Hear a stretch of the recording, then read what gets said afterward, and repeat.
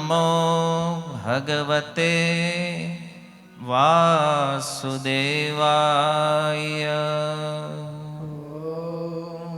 નમો ભગવતે વાસુદેવાય. ઓમ નમો ભગવતે વાસુદેવાય.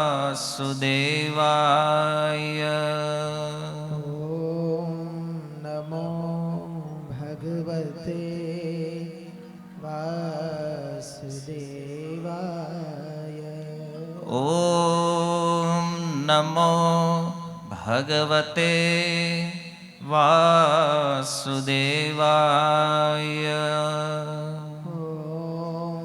નમો ભગવતે વાસુદેવાય.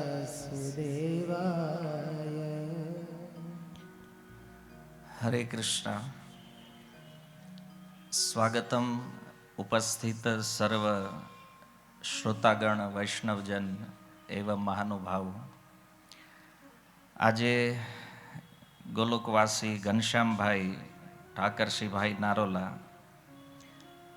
ગામ નાની વાવડી જેઓ ભગવદ્ધામ પ્રયાણ કરી ગયા છે અને એમના ઉપલક્ષ્યમાં આ સત્સંગ અર્થે આપણે સૌ અહીંયા ઉપસ્થિત થયા છીએ. ઘનશ્યામભાઈ એક એવું વ્યક્તિત્વ છે જેનાથી તમે બધા પરિચિત છો. એમના વિષયમાં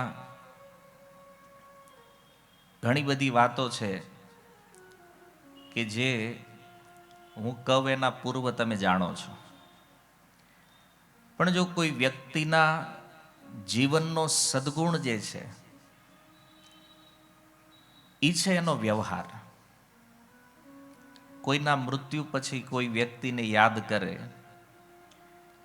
તો એના વ્યવહારથી, એણે જે જે કાર્યો કર્યા છે, જે જે લોકો સાથે વ્યવહાર કર્યો છે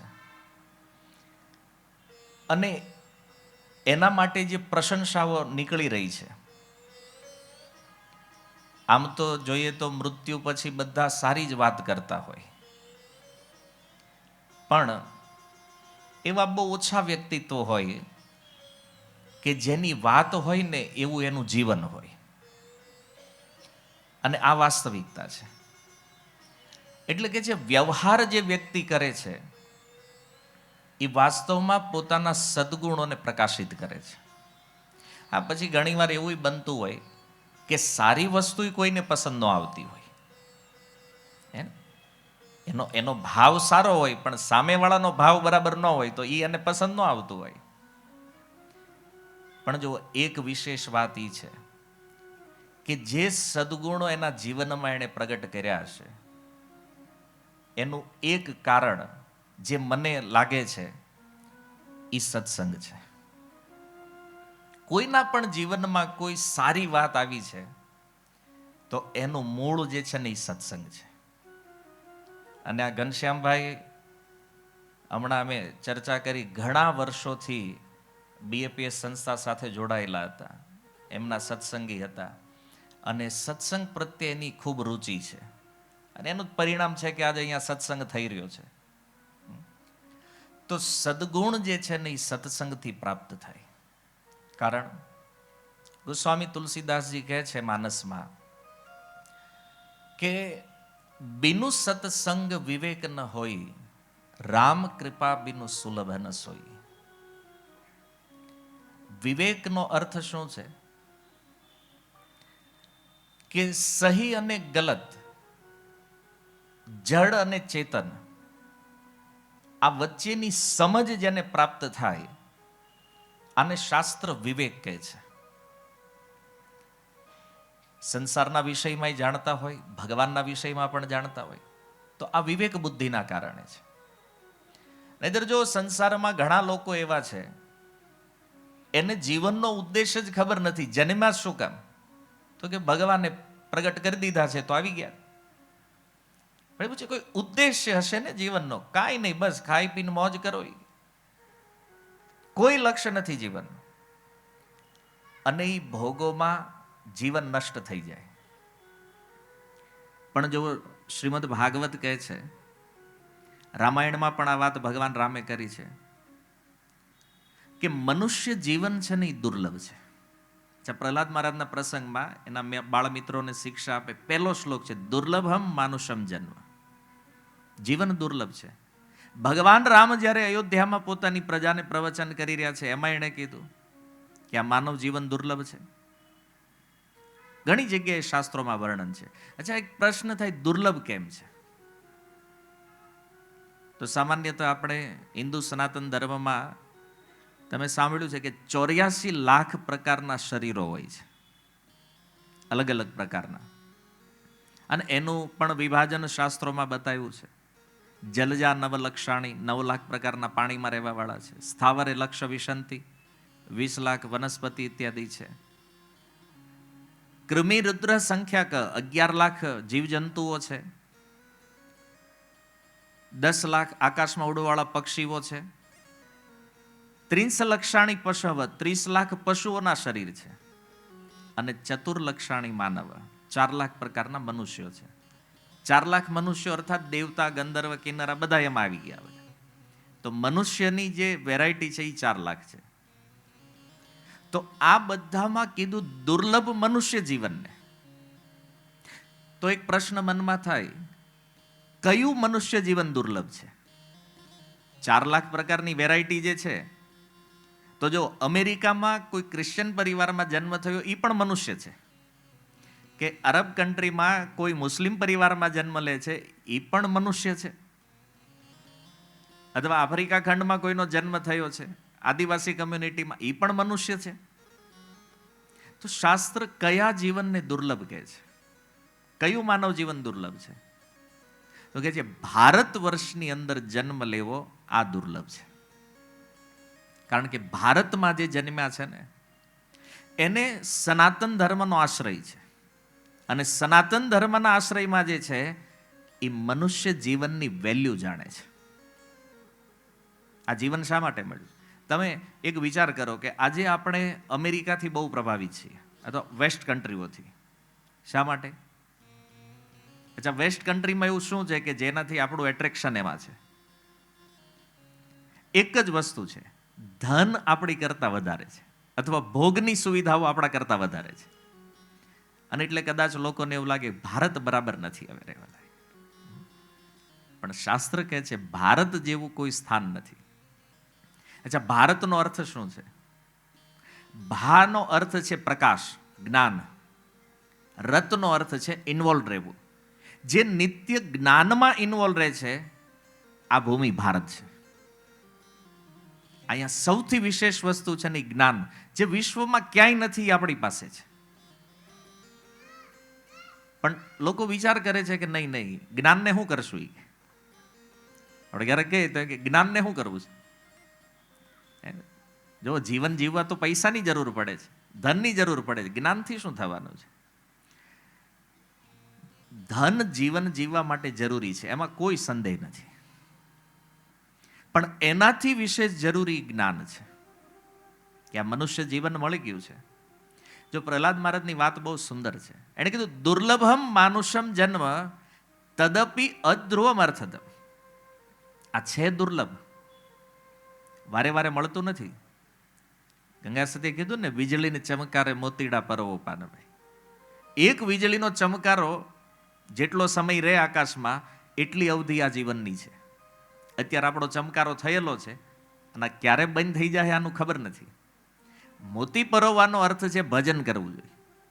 કારણ કે આ ન થયું તો પછી ખબર નહીં આગલી વખતે શું થશે. કારણ કે વેરાયટી 84 લાખ છે અને ગમે એ શરીર મળી શકે. આજે મનુષ્ય શરીરમાં છીએ, કાલે કયા શરીરમાં જાશું આનો કોઈ ભરોસો નથી. જ્ઞાન આના માટે કાર્ય કરે છે, જે ભવિષ્યનો વિચાર કરે વ્યક્તિ. જ્ઞાન હોય તો. નહીતર તમે પ્રાય જુઓ સંસારમાં લોકોની એક જ વિચારધારા છે, ખાઓ પીવો અને મોજ કરો, પછી મરી જાઓ. તો આપણે એને પૂછીએ કે મર્યા પછી કોણે જોયું છે શું છે? કારણ કે આપણે બધા મૂળમાં તો જ્ઞાની તો ખરા જ, ભારત વર્ષના છીએ એટલે વિચાર, કોઈ પણ પ્રશ્ન કરે જ્યારે કે ભાઈ મૃત્યુ પછી શું છે, તો એ કહેશે કોણે જોયું છે?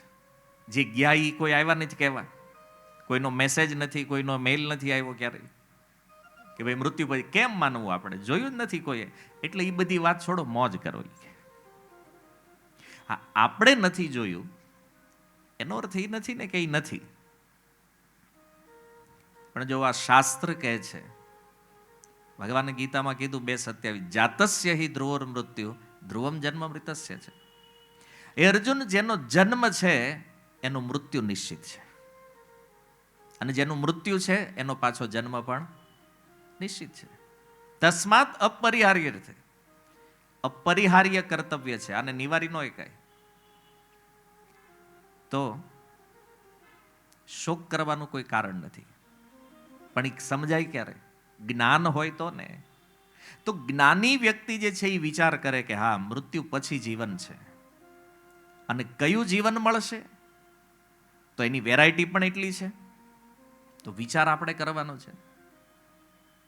આજે જે સ્થિતિ છે એનાથી નીચે પણ જઈ શકીએ, અહીંયા પાછા આવીએ કે આનાથી ઉપર પણ જઈ શકીએ. ગીતામાં ભગવાન કહે છે ઉર્ધ્વ ગચ્છન્તિ સત્વસ્થા, સત્વગુણમાં જો કોઈ વ્યક્તિ મૃત્યુ પામે, ઉર્ધ્વ લોકમાં જશે, ઉપરી લોકમાં. મધ્યે તિષ્ઠંતિ રાજસા, જો રજોગુણમાં કર્મ છે તો મધ્ય લોકમાં રહેશે. અધો ગચ્છન્તિ તામસા, અને તમોગુણી ભાવમાં જો શરીરનો ત્યાગ કરશે, નિમ્ન લોકને પ્રાપ્ત થશે.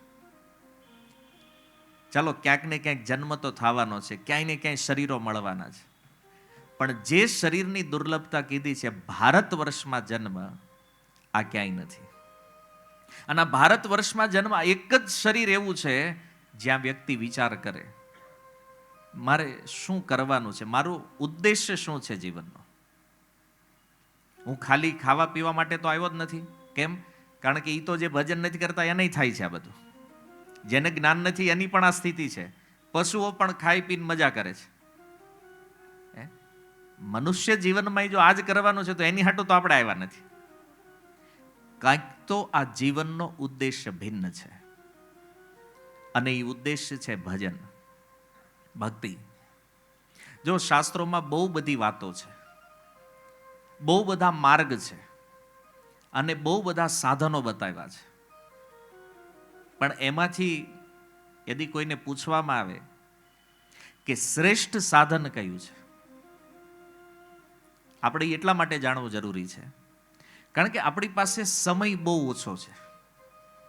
સતયુગમાં 1,00,000 વર્ષનું આયુષ્ય હતું, તો લોકો વિચાર કરતા હતા કે હારું હાલો 50, 60, 70 હજાર વર્ષ ભજનમાં વયા જાય, કાંઈ વાંધો નહીં, બધા સાધન ટ્રાય કરી લ્યો, જપ કરો, યજ્ઞ કરો, તપ કરો, બધું ટ્રાય કરી લો, પછી નક્કી કરો આમાં શું કરવા જેવું છે. કારણ કે ટાઈમ લાંબો હતો ને.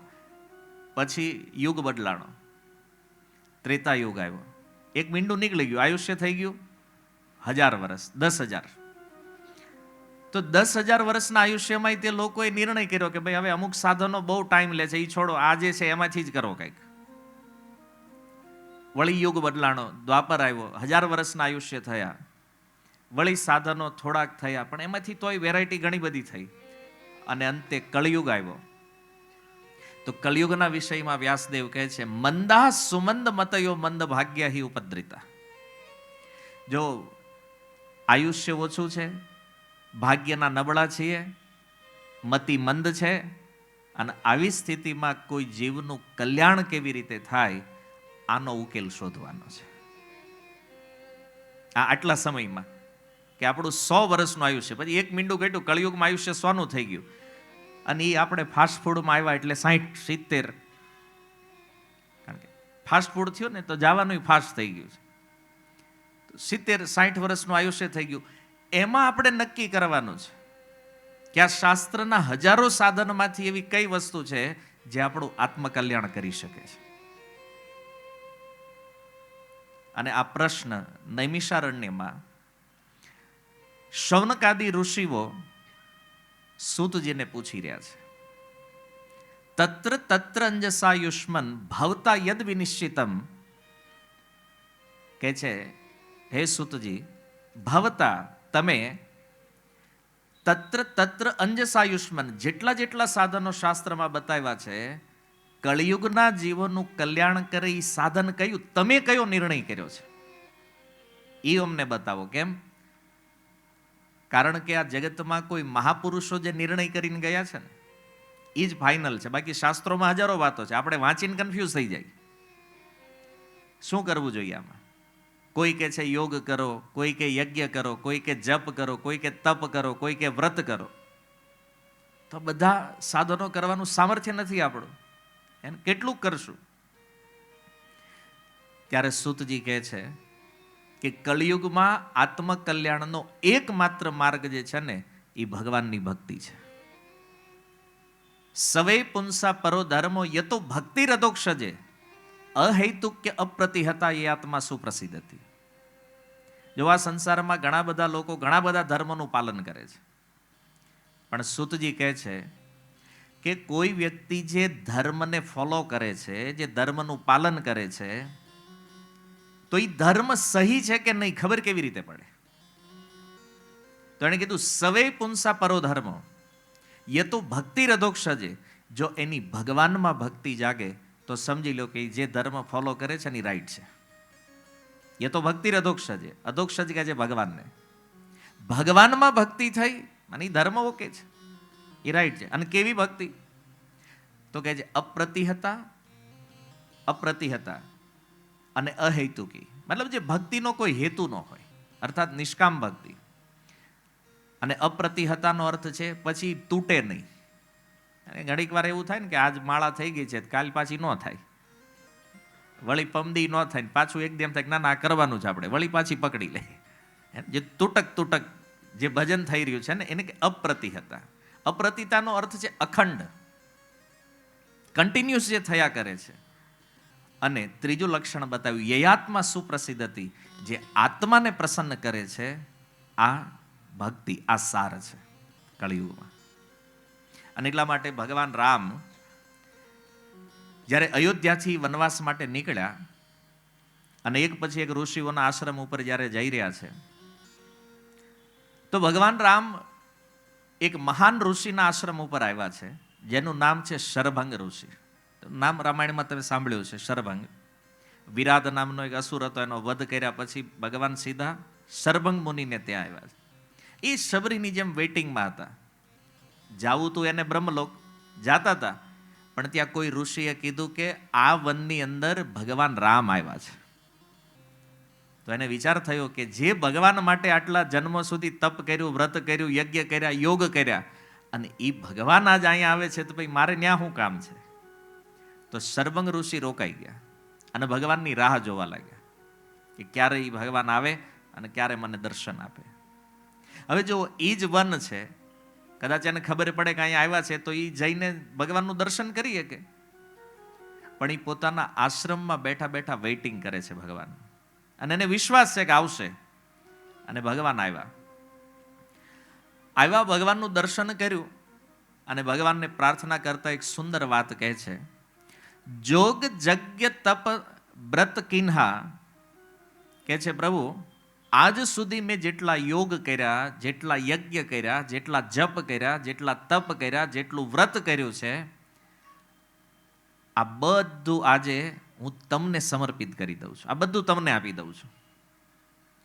તો ભગવાને કીધું કે આ બધું મને આપી દે છો તું, બધી સાધના મને અર્પણ કરી છે, તો બદલામાં જોઈશું આની બદલે શું લેવું છે? તો કહે છે પ્રભુ કહ દેઈ ભગતિ બરલીના.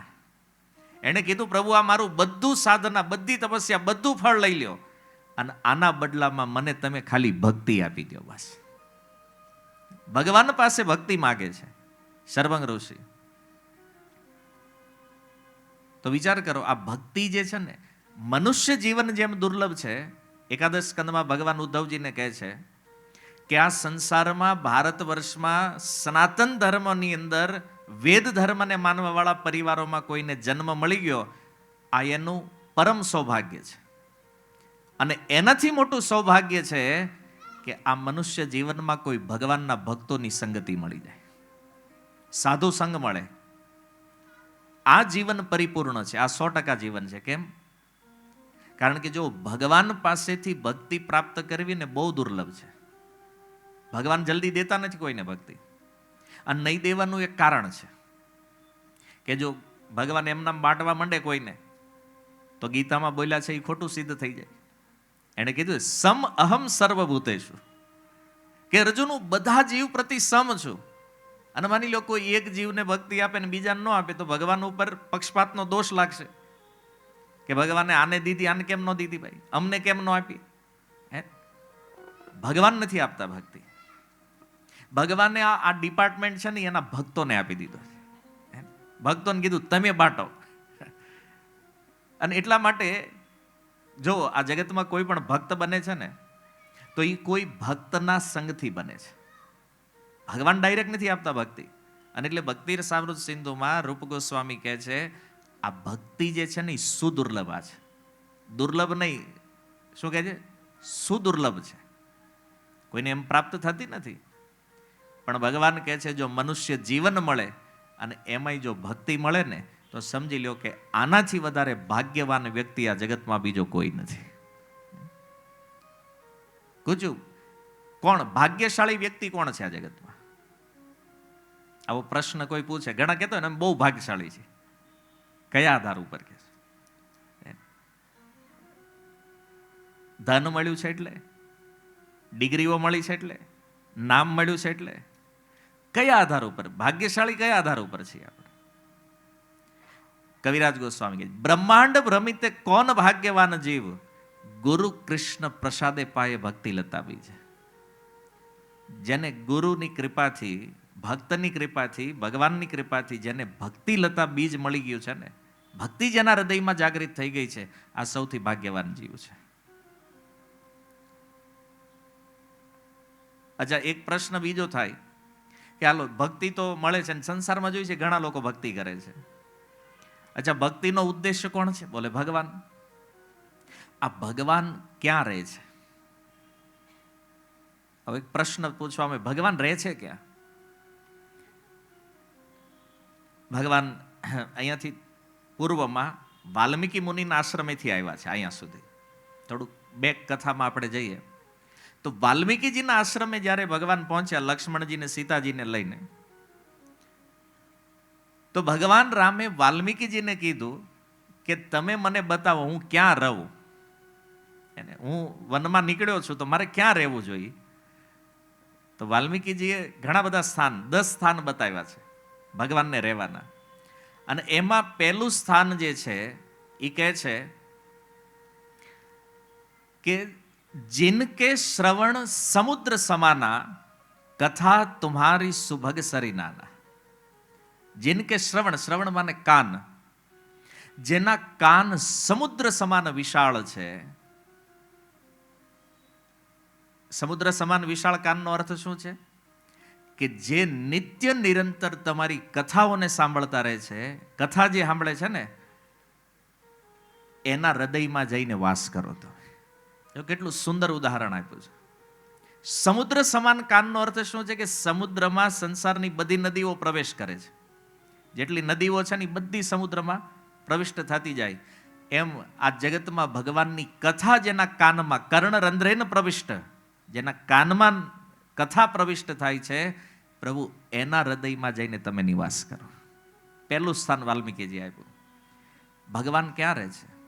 જે કથા સાંભળે છે એના હૃદયમાં ભગવાન વાસ કરે છે. આ ભગવાનનું સ્થાન છે. બીજું સ્થાન પણ છે, યત્ર ગાયંતી મદ ભક્તા તત્ર તિષ્ઠામિ નારદ. જ્યાં મારા ભક્તો મારું કીર્તન કરે છે, મારું નામ ગાન કરે છે, એ નારદ હું ત્યાં વાસ કરું છું. નાહમ વસામી વૈકુંઠે, વૈકુંઠમાં નથી, યોગીઓના હૃદયમાં પણ નથી.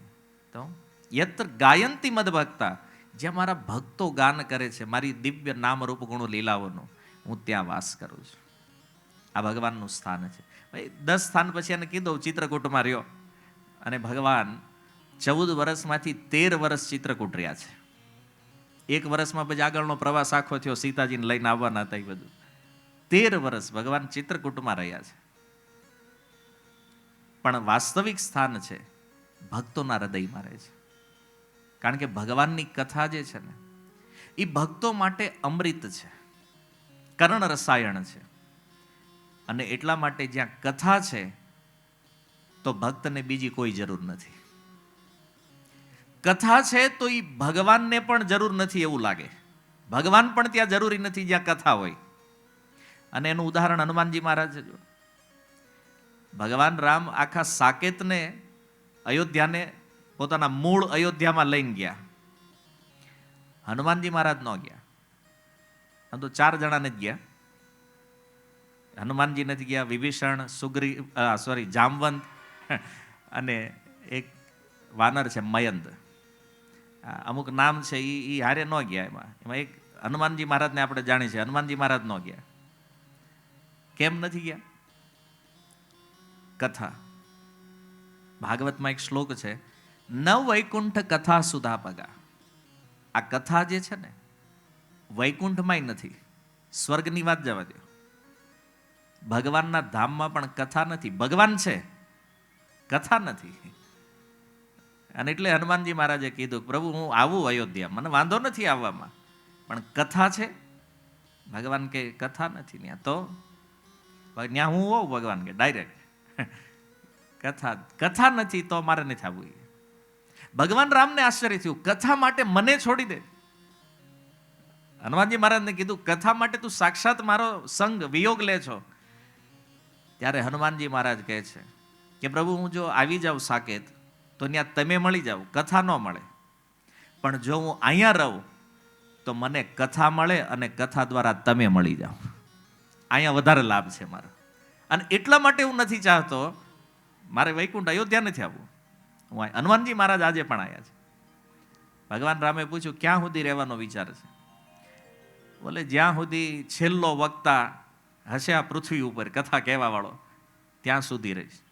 અને કોઈ નહીં મળે કહેવા વાળું, ત્યારે પછી વિચારીશ હનુમાનજી કે હું આવું કે નહીં. ભગવાન મુકતા ગયા હનુમાનજી મહારાજ. તો આ સુંદર કથાની મહિમા છે. એટલે શ્રીમદ ભાગવતની અંદર પરીક્ષિત મહારાજ એને શ્રાપ પ્રાપ્ત થયો છે, 7 દિવસમાં મૃત્યુ પામવાનું છે. અનેક ઋષિ મુનિઓ ત્યાં આવ્યા છે. એમાં ભગવાનના અવતારો પણ છે. નારદજી, વેદવ્યાસજી, પરશુરામ, આ બધા એ સભામાં ઉપસ્થિત છે. અને એ સભામાં અલગ અલગ મત, અલગ અલગ વિચારધારાવાળા ઋષિઓ ભેગા થયા છે. કોઈએ પરીક્ષિત મહારાજને કીધું ધ્યાન કરો, કોઈએ કીધું તપસ્યા કરો, કોઈએ કીધું દાન કરો.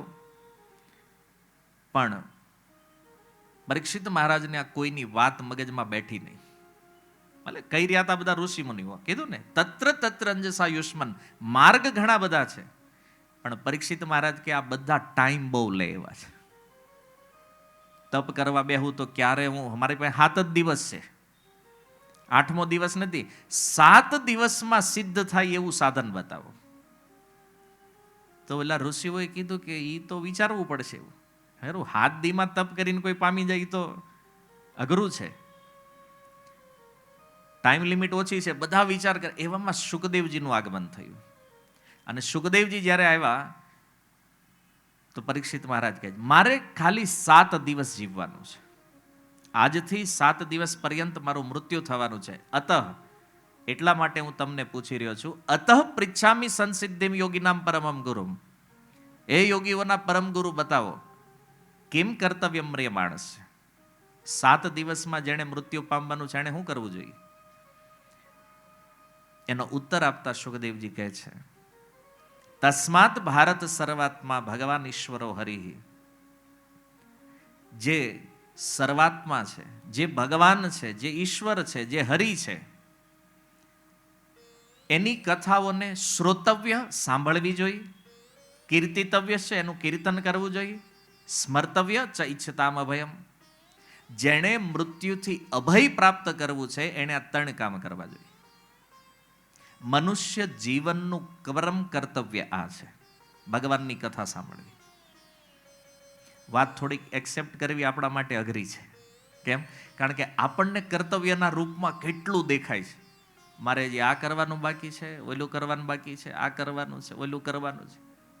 આપણી પરીક્ષિત મહારાજને સારું હતું, એક ફાયદો હતો કે એને ખબર હતી કે 7 દિવસ પહેલા તો હું જવાનો નથી. આપણી પાસે ટાઈમ લિમિટ જ નથી. આજ રાત્રે સૂઈ ગયા, કાલે આંખ ખુલશે કે નહીં કોઈ ભરોસો નથી ભાઈ. અને ઘણા આજ રાતે જે સુવાના છે એમાંથી કાલ સવારે અમુક નથી ઉઠવાના. એ કાલ પેપરમાં આવશે તો ખબર પડશે, એ નથી ઉઠવાના. આપણી પાસે કોઈ કન્ફર્મેશન નથી.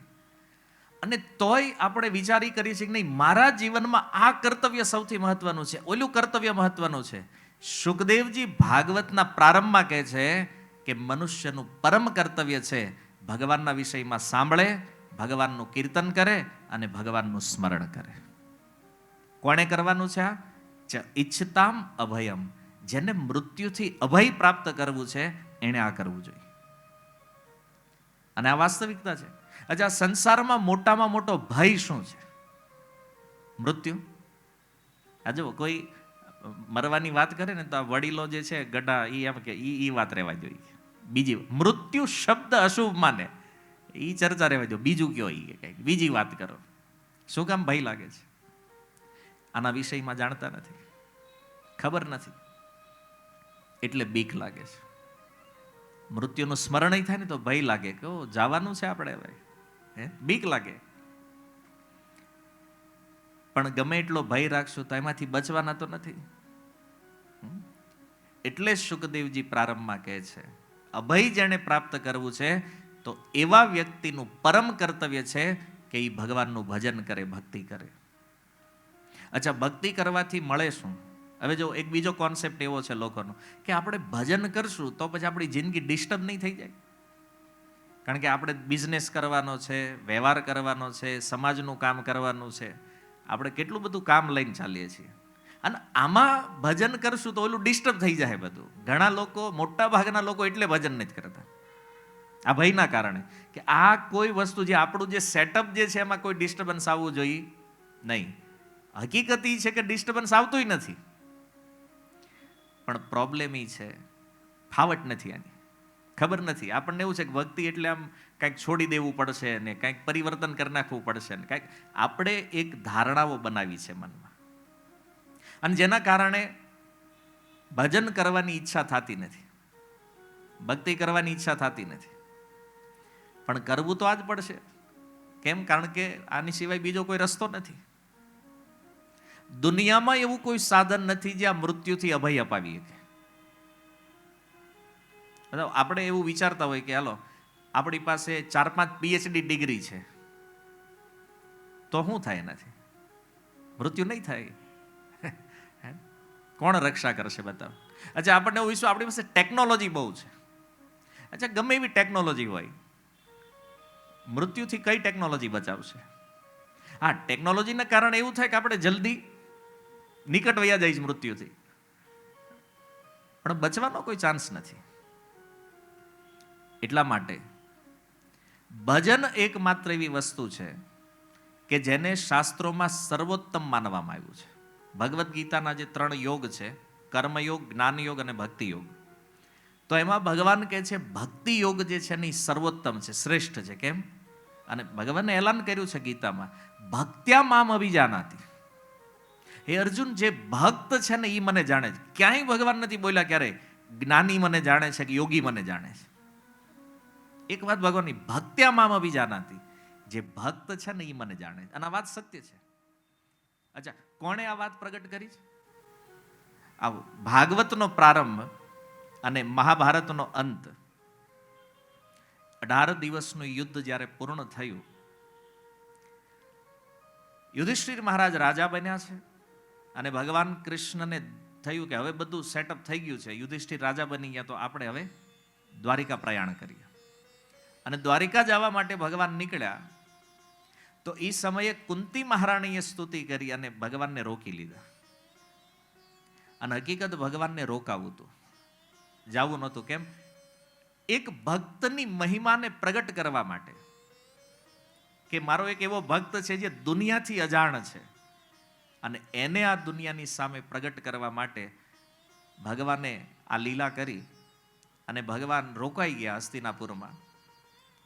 હવે રોકાણા ને એટલે યુધિષ્ઠિર મહારાજ જે છે ને એ દુઃખી થઈ ગયા છે, એટલા શોકમાં હતા. અને શોકનું કારણ શું હતું? કે મારા કારણે આ મહાભારત યુદ્ધ થયું અને આ મહાભારત યુદ્ધમાં લાખો લોકો મર્યા. શું કામ? મને એકને રાજા બનાવવા માટે. મારા કારણે કેટલી સ્ત્રીઓ વિધવા થઈ, કેટલી માતાઓ પુત્ર વગરની થઈ.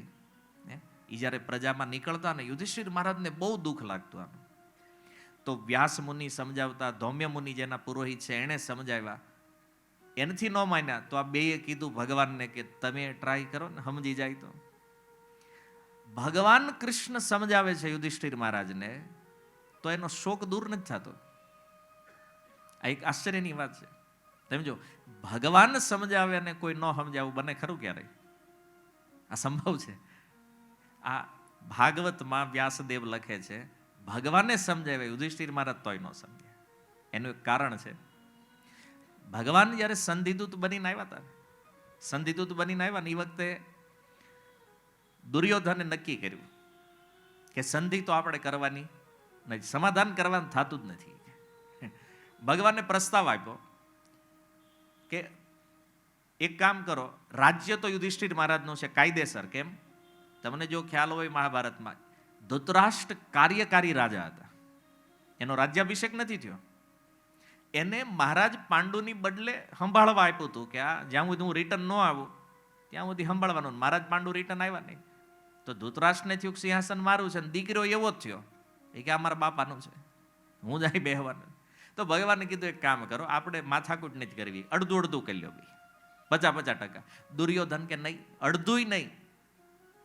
તો ભગવાનને પ્રસ્તાવ, 5 ગામ, 5 ગામ તું ખાલી આપી દે, બાકીનું બધું તારું. તો દુર્યોધન કે સ્વતંત્ર અધિકાર તો પાંડવોને આપવાનો થતો નથી. સ્વતંત્ર થઈને પાછા અમારી ઉપર આક્રમણ કરે, અમારે પાછો પ્રોબ્લેમ થાય. 5 ગામય નહીં. તો ભગવાને કીધું તું ખરો માણસ છો યાર. અને આ વાતમાં તો વિદુરજી કન્વિન્સ થયા, કર્ણ કન્વિન્સ થઈ ગયો. કર્ણએ કીધું દુર્યોધન માની લે, આ ઓફર હારી છે. દુર્યોધન કે તને ન ખબર પડે, તું શાંતિ રાખી ગઈ, એને બેહાડી દીધો. તો વિદુરજી આવ્યા મેદાનમાં. વિદુરજીએ કીધું એટલે તું કેવો માણસ હોય, આ સાક્ષાત દ્વારકાધીશ. એ કોણ છે ખબર તને? એ દુર્યોધન કે મને ખબર છે કોણ છે. તો તું માનતો કેમ નથી એનું? આ ધાર્મિક વાત છે, ધર્મની વાત છે. 5 ગામ લઈને આખી માથાકૂટ પતી જાય એમ છે, તું માનતો કેમ નથી? તો દુર્યોધને કીધું કેવી રીતે માનું? કેમ? જાનામી ધર્મમ. તમે બધા ભલે મને ગમે એ કહેતા હોય અધર્મી છો, હું ધર્મ જાણું છું. જાનામી ધર્મમ નચમે પ્રવૃત્તિ, એમાં મારી પ્રવૃત્તિ નથી. ધર્મ મને ખબર છે પણ થતો નથી. ઘણાને એવું હોય ને, આપણે કંઈક કહીએ સત્સંગમાં આવ્યા, અમને બધી ખબર છે, એટલે કે ભગવદ્ ગીતા અમને ખબર છે, ભાગવત એ ખબર છે, રામાયણ એ ખબર છે, તો કરતા કેમ નથી? કાંઈ થતું નથી. ટ્રાય બહુ કરી, માળા થતી નથી. તો દુર્યોધને કીધું જાનામી ધર્મમ નચમે પ્રવૃત્તિ, હું ધર્મ જાણું છું, મારી એમાં પ્રવૃત્તિ નથી. અને જાનામી અધર્મમ નચમે નિવૃત્તિ, હું અધર્મ જાણું છું, મને એ ખબર છે અધર્મ શું છે, અને એને હું છોડી શકતો નથી. વિદુરજીને આશ્ચર્ય થયું, આટલું બધું જ્ઞાન છે તો સમજતો કેમ નથી? એ કે શું કરું વિદુરજી? મહાભારતમાં વ્યાસદેવ લખે, મારે સમજવું છે પણ દૈવ, અંદર કોઈક દૈવ બેઠું છે ને, એ મને ના પાડે છે, સમાધાન કરવાનું નથી. વિદુર કોણ? દૈવ કોણ છે? બોલે એ જ કૃષ્ણ છે. બહારથી કે સમાધાન કરે, અંદરથી ના પાડે છે. બાકી તમે વિચાર કરો, કૃષ્ણ સમજાવે અને દુર્યોધન ન સમજે, એવું બને? આ વિશ્વરૂપ જ્યારે અર્જુનને બતાવ્યું ને કુરુક્ષેત્રમાં, એની પહેલા આ બાપ દીકરાને દેખાડ્યું આને. જ્યારે દુર્યોધને ભગવાનને બંદી બનાવવાની ટ્રાય કરી, આ ઓફર ન માની એણે, અને નક્કી કર્યું કે આ દ્વારકાધીશને બંદી બનાવો. એ કે આવ્યો એના મિત્રો એની જેવા જ હોય, એના હાકળો લઈને બધું બાંધો. એ કે આને ભગવાને વિશ્વરૂપ બતાવ્યું, બાંધ લે. કે કેણ પછી બાંધવાનું છે. અને ઓલા ધૃતરાષ્ટ્રને તે દ્રષ્ટિ આપી ભગવાને, અને એને દેખાડ્યું જોઈ લે હું કોણ છું. એને બે બાપ દીકરો જે નાટક કરવા નીકળ્યા છો ને તમે, વિચાર કરો, વિશ્વરૂપ દર્શન અર્જુન પહેલા આ બેએ કર્યું છે, તો એની પ્રવૃત્તિ થઈ જ નહીં કે આ ભગવાન છે. ન માન્યો એને, કાંઈ વાંધો નહીં, ભગવાન ત્યાંથી હવે યુદ્ધ સમજાવ્યો, દુર્યોધન માનતો નથી. કારણ બહારથી જે ભગવાન સમજાવે છે ને અંદરથી જ ના પાડે છે. કારણ કે યુદ્ધ કરવાનું છે ને, મહાભારત ધર્મની સ્થાપના માટે. અચ્છા, યુદ્ધનો સમય આવ્યો, પહેલો દિવસ. અર્જુને કીધું હે કૃષ્ણ, મારો રથ બંને સેનાની મધ્ય લઈ લ્યો. સેનયોર ઉભયોર મધ્યે રથમ સ્થાપય મેં અચ્યુત. હે અચ્યુત, મારા રથને સ્થાપિત કરો. ન્યા લઈ ગયા અને ન્યા જઈને અર્જુન કહે છે, હવે આપણે નથી લડવાનું થતું. નથી લડવું. ભગવાન કે નહોતું લડવું, ઘરે કહેવાય નહીં કે આ બધી તૈયારી થઈ ગઈ, બે હામાહામી આવી ગયા, રથ આવી ગયો જાય વચ્ચે, અને હવે તું ના પાડે લડવું નથી કે. અર્જુન કઈ ગમે એ હોય, મારા હગા છે ને લડવાનું નથી થતું. ભગવાને કીધું, તો તુંય નીકળ અહીંથી, અને આ તારા જે ચારેય ભાઈઓ છે ને એને લેતો જાય ને, જઈને હુઈ જાવ. તને શું લાગે છે, તમે ચાર નહીં લડો તો આ નહીં મરે એમ? અર્જુન, આનું મૃત્યુ પહેલેથી નિશ્ચિત છે અને હું મારીશ. તારે તો ખાલી શ્રેય લેવાનો છે, યશ કે તે માર્યો. આ પહેલેથી જ મરેલા છે આ બધા. ચારેય જઈને હુઈ જાવ. કેમ? જે નિમિત્ત છે એ થઈને રહેવાનું છે, જે લખાણું છે એ થશે. આને મરવાનું છે, આને કોઈ નહીં બચાવીએ. આ ભગવાને કીધું અર્જુનને. તને એમ લાગતું તું લડીશ તો જ મરવાના છે આવડા? તું નહીં લડ ને તો આનું મૃત્યુ નિશ્ચિત છે. તારે ખાલી શ્રેય લેવાનો છે. જો લેતા આવડે તો લઈ લે, નકર આમાં કઈ મળવાનું નથી. પછી ગીતાનો ઉપદેશ કર્યો ભગવાને, એને કીધું. તો અર્જુન શોકમાં, અને અર્જુનનો શોક થોડોક વિચિત્ર છે. જો આપણે અહીંયા બધા શોક કરીએ ક્યારે? કોઈક વયું જાય ત્યારે, મૃત્યુ થઈ ગયું હોય ત્યારે. અર્જુન શું કામ રોતો ખબર? જીવતા હતા એની હાટું. હજી યુદ્ધ થયું નથી, કોઈ મર્યું નથી, પહેલા રોવા માંડ્યો. અમારી લાય સત્સંગમાં જ ઘરે જઈ અને પિતાજી સોફે બેઠા હોય અને એને જોઈને આપણે રોવા માંડવી. પૂછે ને, કેમ રોવે છે કેમ ભાઈ? એ કે બાપા તમે મરી જવાના. બે નાખે, યાર મરવા દે, પછી રોજે, પછી શોક કરજે. આ ગીતા જો તમે જોવો ને તો અર્જુનનો શોક પહેલા છે. એના સગા પરિવાર કોઈ મર્યું નથી. મૃત્યુ પૂર્વ અર્જુન શોક કરે છે. તો ભગવાને કીધું, અર્જુને જે દલીલો આપી ને, તો ભગવાનને અર્જુનના મનમાં એમ કે ભગવાન મને શાબાશી આપશે. હા અર્જુન, નહીં તારી વાત બરાબર છે, યુદ્ધ ન કરાય કે. 2.11 ભગવાને કીધું, અર્જુન તું છે ને બોલે છો પંડિત જેવું. અશોચ્યાન અન્વશોચસ્ત્વમ પ્રજ્ઞાવાદાંશ ભાષ છે. તારી વાતો પંડિત જેવી છે, પણ તું પહેલા નંબરનો મૂર્ખ છો.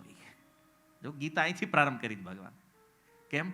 જે વાસ્તવમાં પંડિત છે, જીવિત કે મૃત હાટું શોક નથી કરતો, અને તું જીવતા લોકો હાટું શોક કરી રહ્યો. તો અર્જુનના શોકને દૂર કર્યો ભગવદ્ ગીતા કહીને. મતલબ ભગવાન બોલ્યા અર્જુનનો શોક દૂર થઈ ગયો. આ એના જ મોટા ભાઈ છે યુધિષ્ઠિર. હવે એનો શોક દૂર નથી થતો. ભગવાન સમજાવે છે. અને છેલ્લે ભગવાન કંટાળ્યા. એને કીધું ભાઈ, કારણ કે યુધિષ્ઠિર મહારાજ મોટા છે, એને કીધું કોનું માનશો તમે? હવે આ દુનિયામાં જે હતા તમને સમજાવે એવા એ બધા ફેલ થઈ ગયા. કોનું માનશો? કે આ યુદ્ધનું નિમિત્ત તમે નથી, આનું કારણ તમે નથી. યુધિષ્ઠિર મહારાજ કે કોઈ વાત મારા ગળે ઉતરે એમ નથી, તમે ગમે એટલું સમજાવો. તો ભગવાનને એને કીધું પિતામહ ભીષ્મ કે એનું માનશો? હા, ભીષ્મ જો મને એમ કે આમાં મારો કોઈ દોષ નથી, મારો કાંઈ વાંક નથી, મારું કોઈ પાપ નથી, તો મારો શોક દૂર થશે. તો એ કે કાંઈ વાંધો નહીં, હાલો એની પાસે. અને એ બધી સેના અને પ્રજાજનો ને બધાને રેડી કર્યા. 5 પાંડવો આગળ, આખો કાફલો કુરુક્ષેત્રમાં જઈ રહ્યો છે. હવે કુરુક્ષેત્રમાં આવ્યા, આખા વિશ્વમાં ખબર પડી ગઈ કે યુધિષ્ઠિર મહારાજ પોતાના ભાઈઓને લઈ, ભગવાન કૃષ્ણને લઈ અને પિતામહ ભીષ્મને મળવા જાય છે. જેટલા ઋષિ મુનિઓ હતા એ બધા અહીંયા આવ્યા. કેમ? કારણ કે ભીષ્મ ધર્મના મહાજન છે. યુધિષ્ઠિર મહારાજ ધર્મનો અંશ છે, તો ભીષ્મ કોણ છે? ધર્મના મહાજન. ધર્મને મૂળ રૂપમાં જાણવા વાળા 12 લોકો છે આ વિશ્વમાં, એમાંથી એકા પિતામહ ભીષ્મ. તો લોકોને થયું અહીંયા ધર્મનું પ્રવચન થશે, આપણને ધર્મ સમજવા મળશે. તો બધા ઋષિ મુનિઓ આવી ગયા. હવે જો મહાભારત યુદ્ધના 10મા દિવસે આ ભીષ્મ બાણશૈયા ઉપર આવ્યા છે. 10મો દિવસ. અને બાણશૈયા ઉપર આવ્યા ને તો એક વિલક્ષણ છબી એની એ હતી કે 10મા દિવસે રથ ઉપરથી જ્યારે એ પડી રહ્યા છે નીચે અર્જુનના બાણથી, તો એણે આંખ બંધ કરી લીધી. આ બહુ સમજવા જેવો વિષય છે. આંખ બંધ કરી બાણશૈયા ઉપર પડ્યા. આજે પાંડવો મળવા આવે છે, 58મો દિવસ છે. 58 દિવસથી બાણશૈયા ઉપર હતા. આજે 58મા દિવસે જ્યારે આ પાંડવોનું આગમન થયું છે, આંખ હજી બંધ છે. હવે એ જોવાનું છે આંખ ખોલવાના છે કેવી રીતે. તો આખો કાફલો આવ્યો. હવે હજારોની ભીડ છે, અને હજારોની ભીડમાં એક ભગવાન પણ છે. ભગવાને પાંડવોને આગળ કર્યા. એ તમારા દાદા છે ને, તમે આગળ આલો. યુધિષ્ઠિર મહારાજ, એની પાછળ ભીમ, પછી અર્જુન, પછી નકુળ ને સહદેવ, પાંચેય પાંડવોને લાઈનમાં બેહારી દીધા ત્યાં. અને આ બધાની વચ્ચે ભીષ્મ આંખ ખોલે છે, અને આંખ ખોલી જોયું તો સામે ભગવાન કૃષ્ણ. હવે આચાર્યો અહીંયા એક બહુ સુંદર ભાવ પ્રગટ કર્યો કે ભીષ્મ જ્યારે પડ્યા, બાણશૈયા ઉપર આવ્યા, ત્યારે એણે આંખ બંધ કરી છે. આજે એણે આંખ ખોલી છે તો ડાયરેક્ટ કૃષ્ણનું દર્શન કર્યું. શું ભાવ છે એનો? ભીષ્મને થયું કે આ જગતમાં આંખોની સાર્થકતા એમાં છે જો ગોવિંદનું દર્શન થઈ જાય. તો કૃષ્ણનું દર્શન કરતા કરતા બાણશૈયા ઉપર આવ્યા તો ભીષ્મ પિતામહે આંખ બંધ કરી લીધી. ભાવ ઈ હતો કે કૃષ્ણને જોયા પછી આ જગતમાં આવું કોઈનું મોઢું જોવું નથી, અને બીજું કોઈ જોવા જેવું છે નહીં.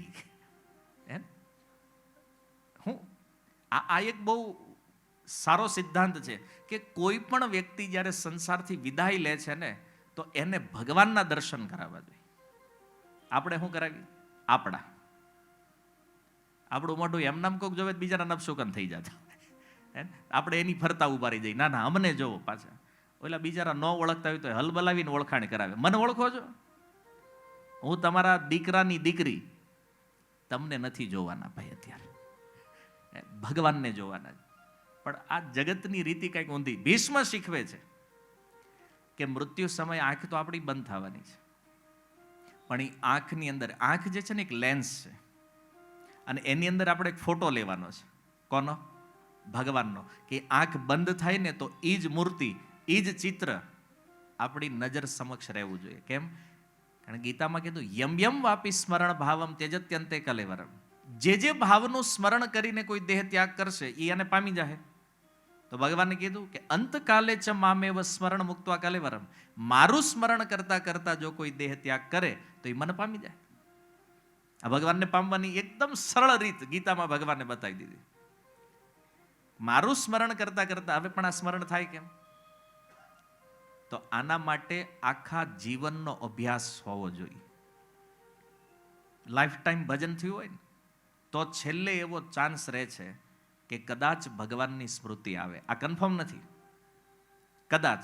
ગોસ્વામીજી કીધું કે બહુ જન્મો સુધી યોગીઓ જતન કરે છે ને તોય અંત સમય રામ નહીં આવે.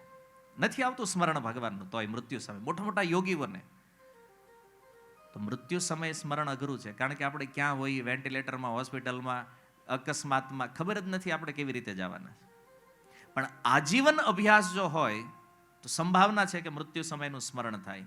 હવે ભીષ્મના ચરિત્ર ઉપરથી એવું લાગે છે કે ભીષ્મ જે છે એણે તો ભજન કર્યું હોય એવું મહાભારતમાં ક્યાંય દેખાતું નથી. આખું જીવન દુર્યોધન હારે ગયું છે, દુષ્ટો હારે ગયું છે, છતાં એનો અંતિમ ભાવ જુઓ કે કૃષ્ણનું દર્શન કરતા કરતા એ પડ્યા છે, કૃષ્ણની છબીને હૃદયમાં લઈ લીધી છે. અને આજે હજારોની ભીડમાં એ ઓળખી ગયા કે કૃષ્ણ દ્વારકાધીશ આવ્યા છે. એક પ્રશ્ન થાય, ખબર કેમ પડી છે ને? માનો અહીંયા આટલા લોકો બેઠા હોય તો અહીંયા અમુક પાછળ બેઠા એનું મોઢું અહીંથી નથી દેખાતું. આંખ બંધ કરીને કેમ ખબર પડે કે ભાઈ આવ્યા છે? ભીષ્મને હજારોની ભીડમાં ખબર છે કૃષ્ણ આવ્યા છે. કેમ? ભગવાનની માળા, વૈજયંતી માળા જે છે ને 5 પુષ્પથી બની છે, પારિજાત, મંદારા બધા. અને એ 5 પુષ્પની બનેલી માળા, એ માળાને સ્પર્શ થઈને જે હવા આવી રહી છે એ ભીષ્મ પિતામહના નાકમાં ગઈ અને એ ઓળખી ગયા આ કૃષ્ણની જ માળા છે, દ્વારકાધીશ અહીંયા છે. અને ગંધના અનુસંધાનમાં એણે આંખ ખોલી, આ દિશામાંથી આવી છે, અને ગંધ જોયું, કૃષ્ણ ત્યાં ઊભા છે. ભગવાનનું દર્શન કર્યું. આંખ બંધ કરી ત્યારે પણ ભગવાનનું દર્શન, અને આંખ ખુલી ત્યારે પણ ભગવાનનું દર્શન. તમારા ગુરુ મહારાજ કહે છે કે આપણે રૂમમાં એવી વ્યવસ્થા રાખવી જોઈએ કે જ્યારે સૂઈએ ત્યારે પણ ભગવાનનું દર્શન થાય અને જાગીએ ત્યારે પણ દર્શન. મહેતા નરસે કીધું ને, આંખ મારી ઉઘડે ત્યાં સીતારામ દેખું. આંખ ખુલી છે તો ભગવાન શું કામ? Thank you. કેમ? આજના લિસ્ટમાં મારું નામ નથી. સવારમાં પહેલાં તો ભગવાનને આપણે એ થેન્ક યુ કહેવાનું છે કે જે લિસ્ટ આજે તમે યમરાજજીને મોકલ્યું છે એમાં મારું નામ નથી. એક દિવસ પ્લસ કર્યો છે મારા જીવનમાં, થેન્ક યુ. આ અભ્યાસ ભગવાનને જોયા. અને પછી યુધિષ્ઠિર મહારાજે અનેક પ્રશ્નો પૂછ્યા છે, અલગ અલગ ધર્મ, દાન ધર્મ, રાજ ધર્મ, સ્ત્રી ધર્મ, ભાગવત ધર્મ. અને મહાભારતમાં આનું વિશાળ પ્રવચન છે, જે પિતામહ ભીષ્મ બધા ધર્મોના વિષયમાં બોલ્યા છે. અને અંતે ભીષ્મ પિતામહે ભગવાનને કીધું તમે આણે પાવો. એટલે ભીડમાં હતા ને કીધું અહીં ક્યાં? મારી સામે ઉભા રહ્યો. કીધું સદૈવ દેવો ભગવાન પ્રતિક્ષતામ, મારી સામે ઉભા રહ્યો. ક્યાં સુધી? જ્યાં સુધી હું મારું આ શરીર ત્યાગ ન કરું ત્યાં સુધી તમે એક્ઝેક્ટ મારી સામે તમારે ઉભા રહેવાનું છે. ભગવાનને આજ્ઞા કરી દે, મારી સામે ઉભા રહ્યો અને ધ્યાન પથસ ચતુર્ભુજ, અને ચતુર્ભુજ રૂપમાં રહેવાનું છે મારા ધ્યાન પથમાં. જો આ ભીષ્મ પિતામહ એક એવા ભક્ત છે, ખુલ્લી આંખે ભગવાનનું ધ્યાન કરે છે. અને ભગવાનને કહી દીધું મારા ધ્યાન પથમાં રહેવાનું છે તમારે, જ્યાં સુધી હું આ દેહ ત્યાગ ન કરું. અને પછી આ સંસારના તમામ વિષયોમાંથી પોતાની વૃત્તિને હટાવી અને ભગવાનમાં સ્થિર કરી અને બહુ સુંદર એણે પ્રાર્થના કરી છે ભગવાનને. ભીષ્મ સ્તુતિના નામથી 11 શ્લોકો જે છે પ્રથમ સ્કંદમાં, અતિ દિવ્ય શ્લોકો છે. પોતાની મતિ, એ વિશુદ્ધ મતિને ભગવાનમાં સ્થિત કરી દીધી.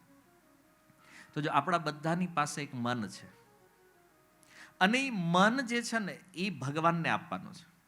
તમે જો ગીતાના અભ્યાસુ છો તો ભગવદ્ ગીતામાં ભગવાન આપણી પાસે એક વસ્તુ માગે છે, એક ડિમાન્ડ કરે છે. અને એ શું છે? મન. મય્યર પિતમન, મન મના ભવ. અનેક શ્લોકોમાં ભગવાન અર્જુન મન જે છે ને એ મન આપી દે.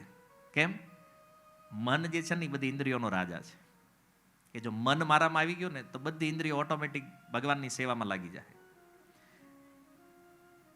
અને કેવું મન કૃષ્ણ સ્વીકાર કરે છે? શુદ્ધ મન, વિશુદ્ધ.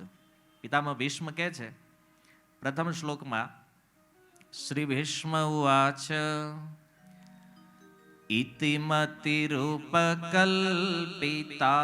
વિતૃષ્ણા ભગવતી સાત્વત પુંગવે વિભુમ્ની સ્વસુખમુપગતે ક્વચિદ વિહર્તુમ પ્રકૃતિમુપેયુષિયદ્ભવ પ્રવાહ. જો આ જે છંદ છે સંસ્કૃતમાં, આનું નામ છે પુષ્પિતાગ્ર છંદ. 11 શ્લોકો જે છે, તો ભીષ્મ આ છંદમાં સ્તુતિ કેમ કરે છે ભગવાનની? તો એને છે કે હું ભગવાનને કંઈક પુષ્પ અર્પણ કરું, ફૂલ. પણ એ વાણી રૂપી શ્લોક દ્વારા પુષ્પિતાગ્ર છંદમાં આ શ્લોકો ભગવાનને ઓફર કરે છે. અને પહેલી લાઈનમાં કહે છે ઇતિમતિ રૂપ કલ્પિતા વિતૃષ્ણા. વિતૃષ્ણા, જે મારી બુદ્ધિ, જે મારી મતિ સંસારના તમામ વિષયોમાંથી નિવૃત્ત થઈ ગઈ છે, આવી મારી મતિ, આવું મારું જે મન છે, બુદ્ધિ છે, એને હે કૃષ્ણ હું તમારામાં અર્પિત કરું છું.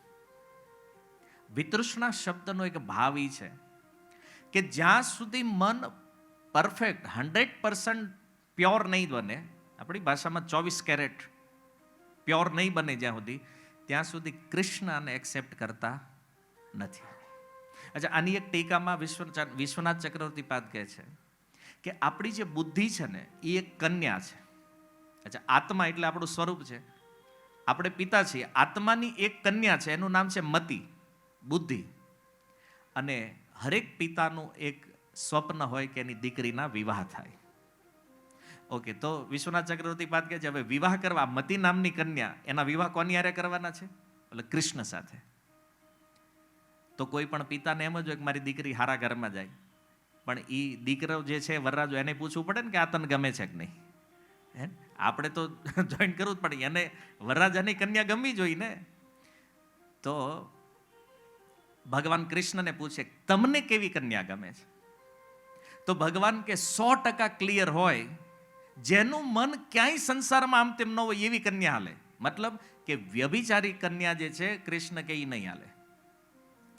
તો અચ્છા, વ્યભિચારી કન્યા કોણ છે? તો કે છે જે બુદ્ધિ સંસારના ઇતર વિષયોમાં લાગેલી છે, સંસારમાં લાગેલી છે, કૃષ્ણ કહે છે આવી બુદ્ધિને હું સ્વીકાર કરતો નથી. માનો થોડીક પરિવારમાં લાગી હોય, થોડીક સમાજમાં લાગી હોય, થોડીક રાષ્ટ્રમાં લાગી હોય, થોડીક જાતિમાં લાગી હોય, નહીં.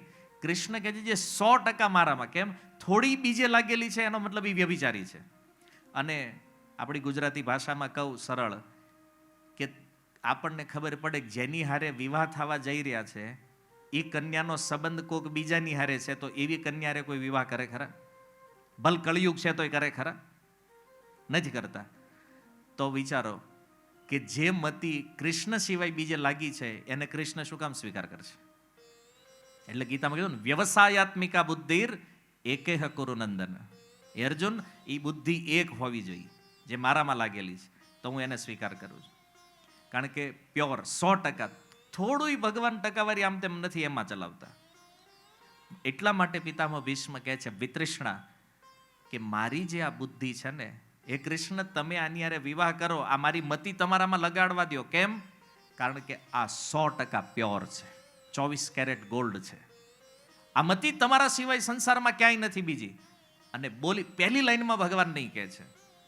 જો બ્રજમાં ભગવાનની જે માખણ ચોર લીલા છે, આજ ઘણા લોકો કે ભાઈ તમારા ભગવાન તો ચોર છે, હે, માખણની ચોરી કરે છે. પણ એ ચોર કેમ છે એ સમજવું પડશે. અને બ્રજમાં ઘણા બધા પદાર્થો છે, દૂધ છે, દહીં છે, મીઠાઈઓ છે. તો ભગવાને માખણની ચોઈસ કેમ કરી ચોરી કરવા માટે? માખણ જ કેમ? બીજી કોઈ વસ્તુમાં એને કેમ ઇન્ટરેસ્ટ નથી? તો જો માખણ જે છે ને એની ઉપમા મન સાથે આપી છે. અને માખણ આપણે જોયું છે કે જ્યારે એ મંથન થાય ને એમાંથી માખણ નીકળે તો એ શુદ્ધ હોય, પ્યોર. એમાં કોઈ સ્પોટ નથી, મતલબ દાગ નથી, કોઈ અશુદ્ધિ નથી, પ્યોર હોય માખણ.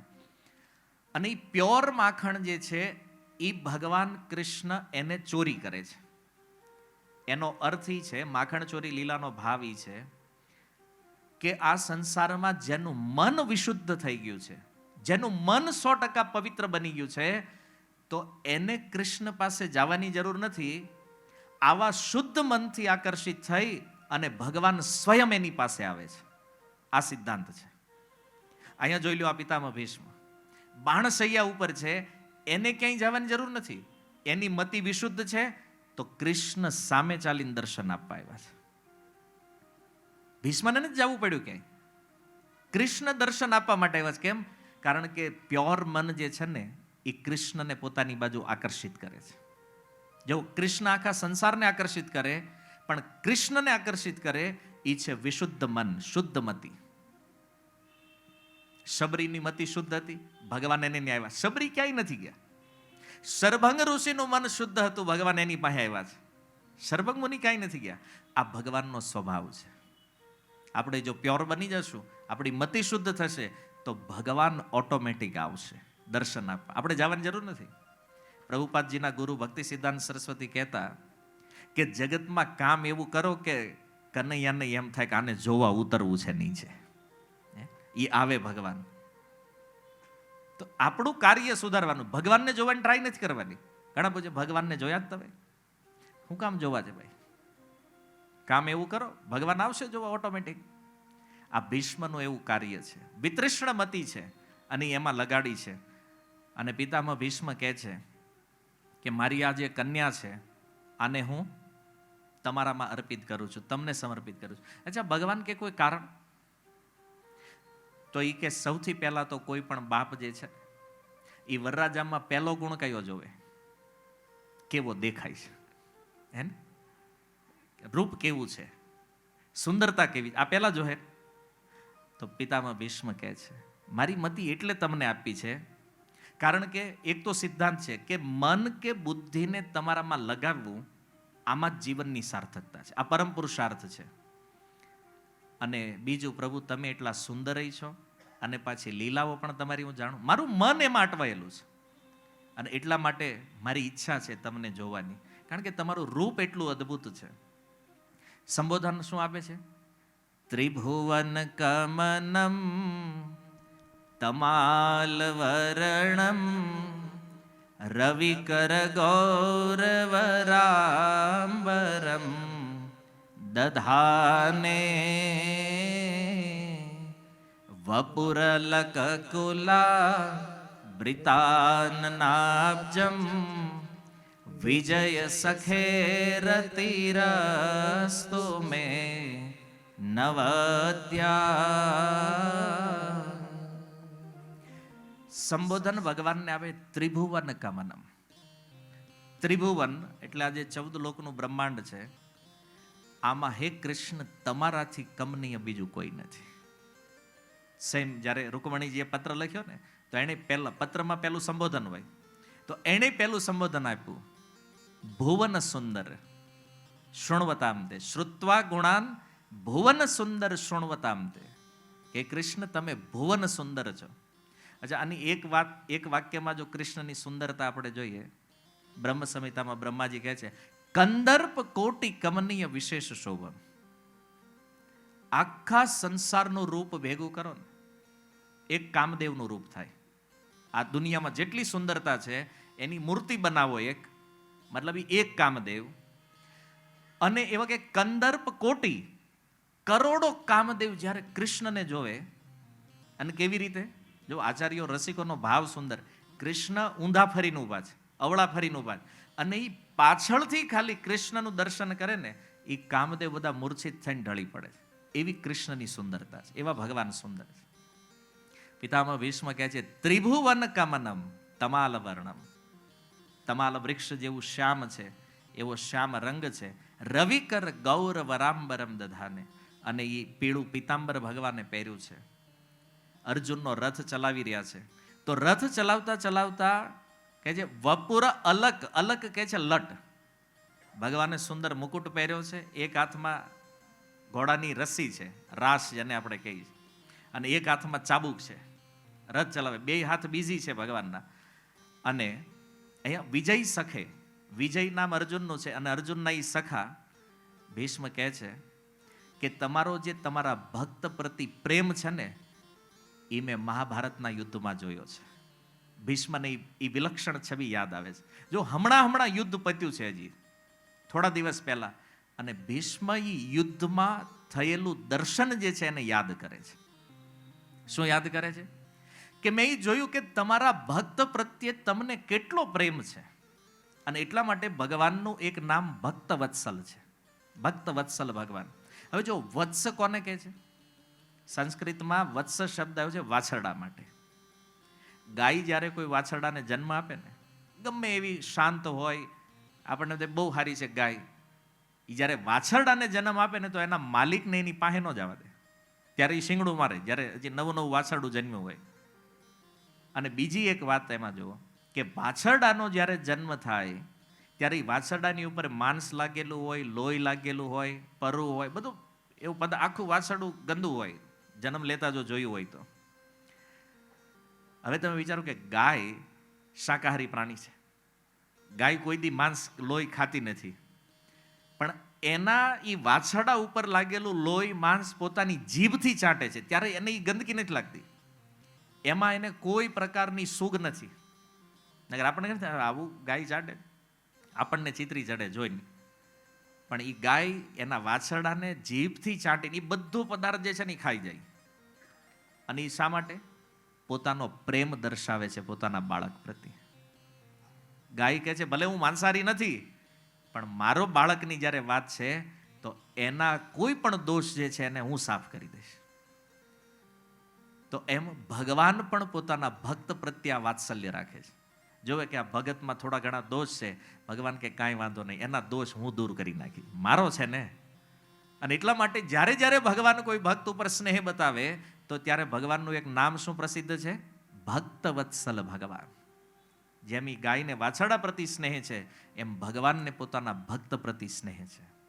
અને એટલે એકાદશ સ્કંદમાં ઉદ્ધવને ભગવાન કહે છે 14મા અધ્યાયમાં કે ઉદ્ધવ, મને બ્રહ્મા એટલા પ્રિય નથી, ભલે મારો પહેલો પુત્ર છે બ્રહ્મા, એ પ્રિય નથી, અને શિવજી મારું સ્વરૂપ છે એ મને એટલા પ્રિય નથી.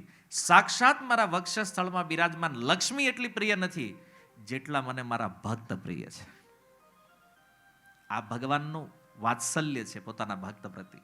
અને જો એ વત્સલતા પ્રગટ કરવા તો આજ ભીષ્મ સામે ઊભા છે. પણ ભીષ્મ કહે છે તમારી વિલક્ષણ છબી, અર્જુન ઉપર જે વાત્સલ્ય તમે દેખાડ્યું છે. કેમ? હવે એ રથ ભગવાન ચલાવે, બે હાથ બીઝી છે, અર્જુનના બે હાથ બીઝી છે, એક હાથમાં ગાંડીવ છે, એક હાથમાં બાણ છે. તો ભગવાનને કેવું કેમ રાઈટ લેવાનું છે કે લેફ્ટ, રથ કઈ બાજુ લેવાનો છે? અર્જુન પગની એડી મારે છે ભગવાનના ખભા ઉપર. જમણી બાજુ વળવે તો જમણા ખભે એડી અડાડે, ડાબી બાજુ વળો ડાબા ખભે એડી મારે, એટલે ભગવાન સમજી જાય કે રથ કઈ બાજુ લેવાનો છે. ભીષ્મ કહે છે આ વિલક્ષણ છબી મેં જોઈ છે પ્રભુ.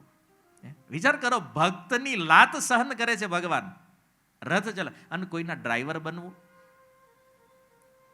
સૌથી મોટી વાત. અને એ કોણ ડ્રાઈવર બન્યા છે? જે સોનાની નગરીમાં રહે છે. 16,108 પત્નીઓના જે સ્વામી છે, હજારો લાખો યાદવો જેની સેવામાં 24 કલાક ઉભા રહે છે, એ કૃષ્ણ મહાભારતમાં અર્જુનનો રથ ચલાવે છે. આનાથી મોટો પ્રેમ પોતાના ભક્ત પ્રત્યે ભગવાનનો બીજો શું હોય? ચૈતન્ય મહાપ્રભુ જ્યારે દક્ષિણ ભારત યાત્રામાં હતા ને, તો એક બ્રાહ્મણ ભગવદ્ ગીતા વાંચતો હતો, ગીતાનો પાઠ કરતો, પણ બિચારાને સંસ્કૃત આવડતું નહોતું. તે આડો અવળો પાઠ જવા દેજે. તો ત્યાં જે બીજા બ્રાહ્મણો હતા વિદ્વાન, એ લોકો હસતા હતા એની ઉપર.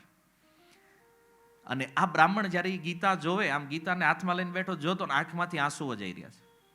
મહાપ્રભુએ આવીને પૂછ્યું, બ્રાહ્મણ રડે શું કામ? બોલે પ્રભુ આ ગીતામાં મને કાંઈ સમજાતું નથી, મને ગીતા વાંચતા આવડતું નથી, પણ આ મેન પેજ ઉપર જે ફોટો છે ભગવાનનો, અર્જુનનો જે રથ ચલાવી રહ્યા છે, બસ એ જોઈને મને રડવું આવે છે. કેમ કે પોતાના ભક્ત માટે ભગવાન હું નથી કરતા. મહાપ્રભુ કે આ જેટલા પંડિત બેઠા છે ને બધા ખોટા, ગીતા નથી સમજ્યા. તું એક અસલી વ્યક્તિ, ગીતાનો અધિકારી, તું ગીતા સાચી સમજ્યો છો આજે. કેમ? ભગવાનના ભાવને સમજે છે ને. મૂળ આ છે ભગવાનનું. તો અર્જુનનો એ રથ ભગવાન ચલાવે છે. કેટલો પરિશ્રમ થઈ રહ્યો છે ભગવાનને. કેવો પરિશ્રમ છે? વપુર અલક કુલા વૃતાન નાબજમ. હવે રથ ચલાવતા ચલાવતા, હવે તમને ખબર છે ત્યાં કઈ સપાટ મેદાન તો હતું નહીં, ઉબડ ખાબડ ભૂમિમાં રથ આમ તેમ હાલતો હોય, લટો બે આગળ આવી ગઈ. ભગવાનના વાંકડિયા વાળ છે ને, કાળા ઘોંઘરાળા વાળ, લટો બે આગળ આવી. પણ હવે રથ ચલાવવામાં એટલા બિઝી છે કે એ લટને આમ વાહે નાખવાનો ટાઈમ નથી ભગવાનને. કેમ? તો અર્જુનની સેવામાં બ્રેક આવે ને. તો બંને સાઈડથી લટ જ્યારે આવી ગઈ છે, પિતામહ ભીષ્મ કહે છે મેં આ જોયું છે કે પ્રભુ તમે રથ ચલાવતા ચલાવતા એ જે તમારી લટ તમારા મુખ ઉપર આવી રહી છે, અદ્ભુત છબીનું એ દર્શન મેં કર્યું છે. એવા જે વિજયી સખા છે, આમાં મારી અનવદ્ય પ્રીતિ થાય. એક એક શ્લોકમાં પિતામહ ભીષ્મએ કીધું મારો પ્રેમ કૃષ્ણમાં થાય, મારો પ્રેમ કૃષ્ણમાં થાય, હરેક લાઈનમાં. મૂળ વાત તો એ છે. હવે અહીંયા પ્રશ્ન એ થયો કે પિતામહ ભીષ્મએ આટલું બધું જોયું ધ્યાનથી ભીષ્મને, તો પ્રશ્ન એ છે ને કે લડવા આવ્યા હતા કૃષ્ણને જોવા આવ્યા છે? અને હકીકત છે આમાં વાંધો આવ્યો છે કોને? દુર્યોધનને. મહાભારતના 10 દિવસ જે ભીષ્મ રહ્યા યુદ્ધમાં, એક દી દુર્યોધન આવ્યો. અને દુર્યોધને આવીને કીધું કે દાદા તમારે જેવું લડવું જોઈએ ને એવું તમે લડતા નથી. કેમ? તમે જો હાચા થઈને લડો તો પાંડવો એક દિવસ ન ટકે, એક દિવસ ન થાય. અને આજ આટલા દી થઈ ગયા, હું જોઉં છું તમે બરાબર લડતા નથી. આમ મધરમ મધરમ ભાષામાં કહી દીધું દાદા તમે છે ને નમક હરામ છો, કે ખાવ છો અમારું પ્રેમ પાંડવોને કરો છો, અમારી બાજુ ખાલી ઊભા રહેવા આવ્યા છો. ભીષ્મ મનમાં કે તને કેમ સમજાવું હું અહીં હું કામ આવ્યો છું? હું તો કેવલ કૃષ્ણને જોવા આવ્યો છું, તમે લડો મરો મારે શું લેવા દેવા જઈએ? અને આ વાસ્તવિકતા કેમ સ્વયં ભીષ્મ કહી રહ્યા છે. જો આ સ્તુતિમાં શું એણે જોયું છે? યુદ્ધ એક બાનું છે. માની લો ભગવાન પૂછે કે ભીષ્મ તમે આટલા મોટા ભગત બનો છો તો ભાઈ તમારે મારી સાઈડ રહેવું જોઈએ, કૌરવ બાજુ શું કામ રહે? હવે પ્રશ્ન થાય ને. અને ઘણા લોકોના મનમાં છે કે આટલા મોટા ભક્ત છે, ધર્મના મહાજન છે, તો કૌરવની સેનામાં શું કામ ગયા ભીષ્મ?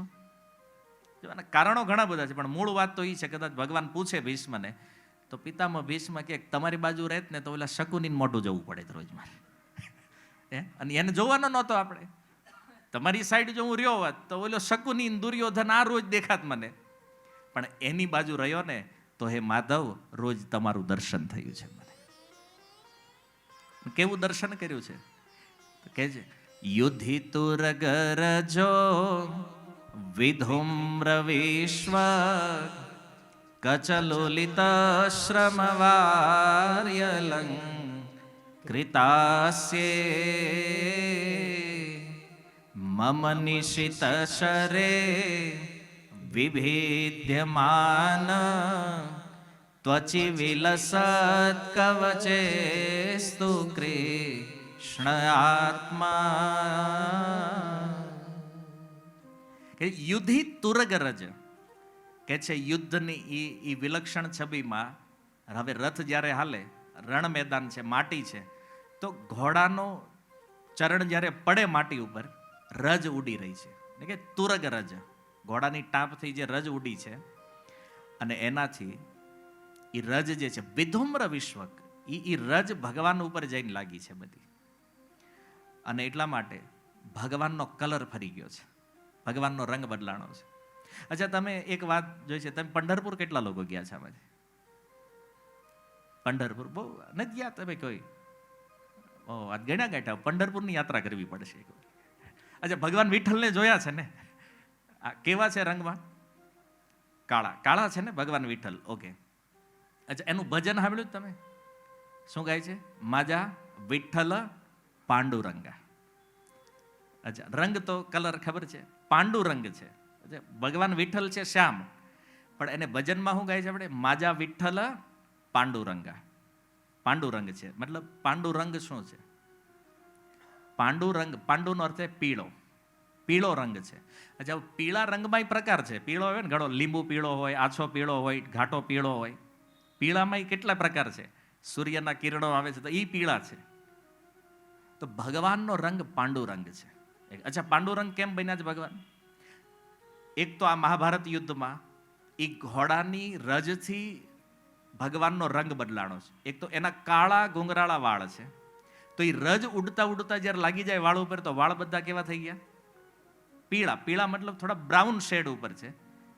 રજનો જે રંગ છે એ રંગ લાગી ગયો. બીજું કે ભગવાનના મુખ ઉપર શ્રમ કરવાના કારણે કચલુલિત શ્રમવાર્ય અલંકૃતાસ્ય, શ્રમ થયો છે તો પસીનાના બિંદુ આવી ગયા છે મુખ ઉપર, મોઢા ઉપર. અને જે પસીનો આવ્યો છે, ઉપરથી સૂર્યનો પ્રકાશ આવે છે, એ પસીનામાં રજ લાગી ગઈ અને ઉપરથી સૂર્યપ્રકાશ. પિતામહ ભીષ્મએ કેટલું સૂક્ષ્મ અવલોકન કર્યું જોવો તમે. આમાં એનું લડવામાં ધ્યાન ક્યાંથી હોય તમે કહો? આ કહી રહ્યા છે ભીષ્મ, શું જોયું છે મેં યુદ્ધમાં? એક માધવ, તમારું આ સ્વરૂપ જોયું છે મેં. અને ઈ જે તમારી સુંદરતા હતી, રજ લાગી, પસીનાના બિંદુ અને ઉપરથી પ્રકાશ, જાણે એવું લાગે તમારા મુખ ઉપર કોઈએ હીરા જડી દીધા છે. એટલું સુંદર મુખ ચમકી રહ્યું છે પ્રભુ. તમારી આ છબી, આવું સુંદર દર્શન. તો આના કારણે એ ભગવાનનો રંગ પીળો થઈ ગયો, રજ લાગવાના કારણે. એટલે એક નામ પાંડુરંગ છે. ઓકે, સેમ વસ્તુ વૃંદાવનમાં પણ થઈ. વૃંદાવનમાં તમે જુઓ તો ભગવાન જ્યારે ગાયો ચરાવીને આવે છે, ગાયો આગળ છે, કૃષ્ણ પાછળ છે. અને ગાયો જ્યારે ચાલે છે, એનું ચરણ જ્યારે એ બ્રજરજમાં પડે છે, ત્યાં પણ ધૂળ ઉડી રહી છે, ત્યાં પણ રજ ઉડે છે. અને ત્યાં પણ કૃષ્ણ કેવા થઈ જાય છે? પાંડુરંગ, પીળા રંગના થઈ જાય. અચ્છા, એક પ્રશ્ન થાય, આ ક્યારે કરે છે કૃષ્ણ? જ્યારે રિટર્ન આવે. શું કામ? હવે થોડી બ્રજ લીલામાં એક વાત છે આના સંબંધિત, સમજો. કૃષ્ણ જ્યારે ગોચારણ કરવા જાય છે, ગાયો ચરાવવા જ્યારે જાય, તો અડધેથી ગાયબ થઈ જાય છે. બધા લોકોને ખબર નથી, અડધેથી ગાયબ થઈ જાય. શું કામ? તો ભાંડીરવન એક મુખ્ય સ્થાન છે જ્યાં કૃષ્ણ ગોચારણ મુખ્ય લીલા ન્યા કરે છે. તો રાધા રાણીને અમુક સખીઓ જે છે ને નિકુંજમાં ઉપાડી જાય, કાં તો કૃષ્ણ પોગી જાય ત્યાં. હવે નિકુંજ લીલા થાય અને પછી પાછા કૃષ્ણ ન્યા જ રિટર્ન આવે. તો ન્યા રિટર્ન આવે તો હવે એમાં તો રાધા રાણીના જે કાંઈ રંગ છે એ બધા લાગી ગયા હોય ઉપર. હવે આને છુપાવવા કેમ? વાત સમજે છે? તો કૃષ્ણ શું કરે છે? એ ગાયો જે છે ને એની પાછળ પાછળ ચાલે છે.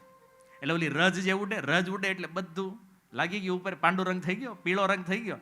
અને ઘરે આવે એટલે યશોદાજી પેલા હોળીમાં નાઈને આવ્યો, રમીને આવ્યો હોય છોકરોને, કેમ માતા નવડાવે ઘહી ઘહીને, એમ યશોદાને તેમ જ થાય કે ઓહો આ બગડી ગયો છે, આને નવરાઈ દો એટલે ઓલું બધું નીકળી જાય એમ. અને છુપાવવા માટે કૃષ્ણ પાંડુરંગ પિત્ત વર્ણ જે છે ધારણ કરે છે, પીળો રંગ. તો બ્રજમાં પણ આ રંગ થયો છે, અહીંયા પણ થયો છે. તો વાસ્તવમાં આ રંગ સાથે કૃષ્ણનું એક બહુ મોટું કનેક્શન છે.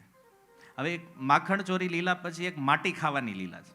બ્રજમાં જ્યારે બધા ગોપ સખાવારે કૃષ્ણ રમે છે ને તો એ માટી ખાય છે. હવે માટી ખાય ને તો એની ઉપર વોચ રાખવા માટે યશોદાજીએ કોને નિયુક્ત કર્યા? બલરામજીને. બલરામને કીધું કે આ માટી ખાય ને તો તારે મને કહી દેવાનું કમ્પ્લેન. તો એકવાર બન્યું એવું, કૃષ્ણએ માટી ખાધી બ્રહ્માંડ ઘાટ ઉપર અને બલરામજીએ કમ્પ્લેન કરી દીધી કે મૈયા કનૈયાએ માટી ખાધી છે. અને યશોદાજી આવ્યા. યશોદાજી આવ્યા અને કીધું કનૈયા માટી ખાધી છે? નાહમ બક્ષિત્વાન અંબય, અંબ હે માતા મેં માટી ખાધી નથી. તો એ કે આ બધા જે કહે છે એ ખોટા, તું એકલો હરિશ્ચંદ્ર હાજો એક. એ કે સર્વે મિથ્યાવી સંશય, બધા ખોટું બોલે છે. અને યશોદાજીએ કીધું સારું તારી વાત માની લઈ, બધા ખોટું બોલે છે. આ બલરામ કહે છે એનું શું છે? એ કે મૈયા એ સૌથી મોટો ખોટો છે. એ મોટો છે ને એટલો જ ખોટો છે. એ કેમ? એ કે મૈયા તું મને કે હું તમારો દીકરો છું કે નથી? આ બલરામ મને એવું કહે છે નંદ મહારાજ ગોરા છે, યશોદા ગોરા, તું કેમ કાળો છે? તું એનો દીકરો નથી, તને મથુરાજ ખરીદીને લાવ્યા છે. કે બતાવો મૈયા હું તમારો દીકરો છું કે નથી? અને યશોદાજીની દુખતી ન હતી એની કૃષ્ણને ખબર હતી. કોઈ યશોદાને એમ કહી દે ને કે આ કનૈયો તમારો નથી તો યશોદાનો મગજ ફાટી જાય. અને આ કૃષ્ણ જાણે છે કે મૈયાને કંટ્રોલમાં લેવા હોય તો આ, પણ આજ ખબર નથી મૈયા પ્રવચનમાં જઈને આવ્યા, ભાગવત સાંભળીને આવ્યા છે. ઈ કે બલરામ ખોટું બોલે? ઈ કે હા કેમ? ઈ કે ઈ બહારથી જોવામાં ગોરો છે, અંદરથી કાળો છે. અને તું? ઈ કે હું બહારથી કાળો અંદરથી ગોરો છું. યશોદાજીને કે અને હકીકત ભગવાન ખોટું નથી બોલતા. અચ્છા, બલરામજી બહારથી ગોરો છે અંદરથી બ્લેક શ્યામ છે. કેમ? કારણ કે કૃષ્ણને હૃદયમાં રાખે છે. કૃષ્ણ એના હૃદયમાં વસે છે ને એટલે બલરામ અંદરથી કાળા છે, બહારથી ગોરા છે. અચ્છા, યશોદાજી કીધું તારું? તો કે આપણું કહેવાય એમ નથી. કૃષ્ણએ ના પાડી, હું બહારથી કાળો છું એ બરાબર છે, પણ અંદરથી કેમ ગોરો છું એ નથી કહેવાય એમ. કેમ? કારણ કે મારા હૃદયમાં તો રાધા રાણી રહે છે, તપ્ત કાંચન ગૌરાંગી રાધે વૃંદાવનેશ્વરી. તો રાધા રાણીને હૃદયમાં રાખે છે ને એટલે હું અંદરથી શ્વેત છું, બહારથી કાળો છું. તો એ જે શ્વેત વર્ણ છે, તપ્ત કાંચન, તપાવેલા સોનાનો જેવો રંગ છે પીળો, એ વર્ણ કોનો છે? રાધા રાણીનો છે. અને એ જ વર્ણ કોણે ગ્રહણ કર્યો છે? કૃષ્ણએ. રાધા રાણીને રાખે છે ને હૃદયમાં. અને એટલા માટે એ કહે છે કે હું અંદરથી શ્વેત છું. બિલકુલ સત્ય ભગવાન બોલ્યા છે. તો આ પાંડુરંગ પિત્ત વર્ણનું એક કારણ છે. અનેક લીલાઓ છે ભગવાનની આના વિશે. અલગ અલગ આચાર્યોએ બહુ સુંદર પદો લખ્યા છે આની ઉપર, સુરદાસજીએ.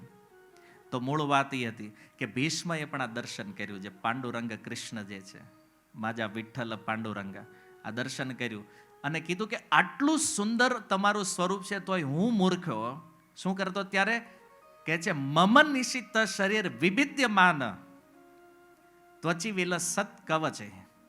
એ કૃષ્ણ હું તમારી ઉપર બાણ વરસાવી રહ્યો. જો જે કૃષ્ણનું દર્શન કરવાનું, ભગવાન છો તમે, મારા આરાધ્ય છો, અને હું કરતો તો બાણ મારતો. અને બાણ તો માર્યા, પણ કેવી રીતે? બોલે પ્રભુ તમારું કવચ તોડી નાખ્યું મેં. બાણ મારી જે કવચ ભગવાને પહેર્યું હતું છાતીની રક્ષા માટે, ભીષ્મે તોડી નાખ્યું. અને કેવી રીતે તોડ્યું છે ખબર?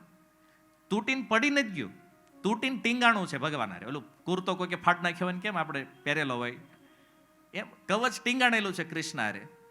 અને ભીષ્મ કહે છે કે પ્રભુ જોવો આ વિલક્ષણ છબી, મારે જે નહોતું, તમારું પૂજન કરવાનું હતું ને અમે તમારી ઉપર પ્રહાર કર્યો છે. અને તમારી કૃપા જોવો કે તોય તમે મને દર્શન આપવા અહીં આવ્યા છો. મેં તમને બાણ માર્યા છે અને તોય તમે દર્શન આપવા અહીં આવ્યા છો. જો ઘણીવાર આમાં થોડો સંશય થઈ જાય કે હારું ભગવાનને બાણ લાગે, એને લોહી નીકળે, તો આ બધું થોડુંક માન્યામાં, કારણ કે સચ્ચિદાનંદ વિગ્રહ છે. જો આ જાદુ છે ભગવાન. ઘણીવાર લોકો એવો પણ પ્રશ્ન કરે છે કે ઓલા પાર્થીએ બાણ માર્યો ને ભગવાનને લાગ્યું ને લોહી નીકળ્યું. એવા કેવા ભગવાન છે કે આને શસ્ત્ર વાગી જાય? જો આ બધું દેખાય છે નહીં. જેમ આપણે જાદુગર જોવા ગયા હોય, જો આ તમે બા પંખા મૂક્યા મોટા, આવો પંખો હોય ને આમાંથી માણા હોરો નાખી, કાં તો ઓલી મોટી બ્લેડ આવે ને એમાંથી માણાને કાપી નાખે. તમને હાજુ કાપી નાખે. જેટલા જાદુગર જોવા બેઠા છે બધાને ખબર છે કે સાચું નથી, દેખાય છે. આ જગતનો એક જાદુગર આ કરીએ કે તો જે પરમ જાદુગર છે કૃષ્ણ એ ન કરીએ કે? ભાગવત કહે છે એ બાણ જ્યારે લાગ્યું છે ને, સદેહે ભગવાન વૈકુંઠ ગયા છે, અને જે પારધી હતો જેણે માર્યું એને સદેહે ભગવાને સ્વર્ગ મોકલી દીધો છે. ભગવાન સચ્ચિદાનંદમય છે, પણ લીલાઓમાં દેખાય છે કે આ વાગી રહ્યું. ભીષ્મ પિતામહ ઈ જોવે છે, બાણથી પ્રહાર કર્યો, કવચ તોડી નાખ્યું છે, અને તમે છતાં અર્જુનની રક્ષા કરવામાં એટલા તત્પર હતા. પિતામહ ભીષ્મ કહે છે તમારી ભક્ત વત્સલતા કેવી છે, એનું એક આપણે અંતિમ શ્લોક લઈ લઈએ, કારણ કે સ્તુતિ તો બહુ વિશાળ છે. આ તો 7 દિવસનું ભાગવત છે. આપણે થોડુંક 70 મિનિટમાં આને સમજવા બેઠા છીએ. ગાગરમાં સાગર, આનંદ છે કથાનો. સૌથી વિશેષ કૃપા તમે મારી ઉપર શું કરીશ પ્રભુ? સ્વનિગમ પહાય મત પ્રતિજ્ઞા ઋતમ અધિકાર તુમ પ્લુતો રથસ્થ ધૃતરથ ચરણો ભયા ચલદ્ગુ હરિરિવહંતુ મિહં ગતો તરીય. તો દુર્યોધન જ્યારે આવે છે ભીષ્મ આગળ કે દાદા તમે છો નમક હરામ, લડતા નથી બરાબર. ભીષ્મ કે બોલ હું કરું? એ કે પાંડવોનું કંઈક કરું. તો 5 બાણ લીધા ભીષ્મે, કીધું કાલ નહીં હોય 5, અને કદાચ રહી ગયા તો અર્જુન તો નહીં જ હોય કાલે. પ્રતિજ્ઞા લઈ લીધી. અને ભીષ્મ પ્રતિજ્ઞા તમે જાણો છો, ભગવાનને ખબર પડી, આણે 5 બાણ રેડી કર્યા દાદાએ. તમે એક વાત જો, મહાભારતમાં 18 દિવસમાં કૃષ્ણ ક્યારેય સૂતા નથી. ભક્તની ચિંતા કેટલી, આ રાતે જાગે. બોલો તમને ખબર છે દુર્યોધન કપડા પહેર્યા વગર નીકળ્યો તો ઈ જાગતા જ, બોલો ને કે ન્યા રસ્તામાં એવું કામ મળે ને. ભક્ત વાત્સલ્ય છે ને, ચિંતા છે ભક્તની. તો રાતે જાગતા હતા. યુધિષ્ઠિર મહારાજ નહીં સૂતા, એની શિબિરમાં આવીને કીધું યુધિષ્ઠિર મહારાજ જાગો. કેમ?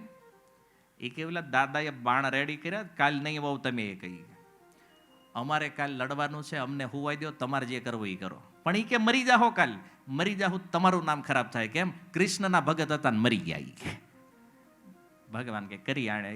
ભક્તોનો ભરોસો તો ભગવાન છે ને. ઓલા હુઈ ગયા 5.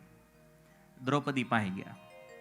દ્રૌપદીને જઈને કીધું અખંડ સૌભાગ્યવતી રહેવું જ? એ કે હા, અવારમાં આવી જાજો મંગળા આરતીમાં. આવી ગયા વહેલા.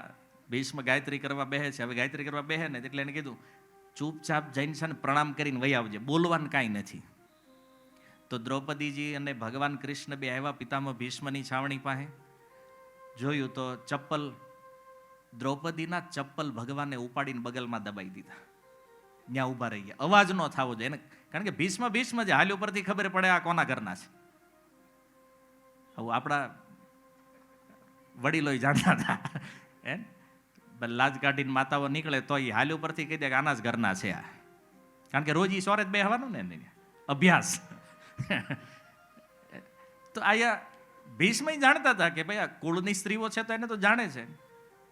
ભગવાને કીધું ખબર તો પડી જ નથી. દ્રૌપદીને ઘૂંઘટ આયા સુધી લેવડાયો લાંબો.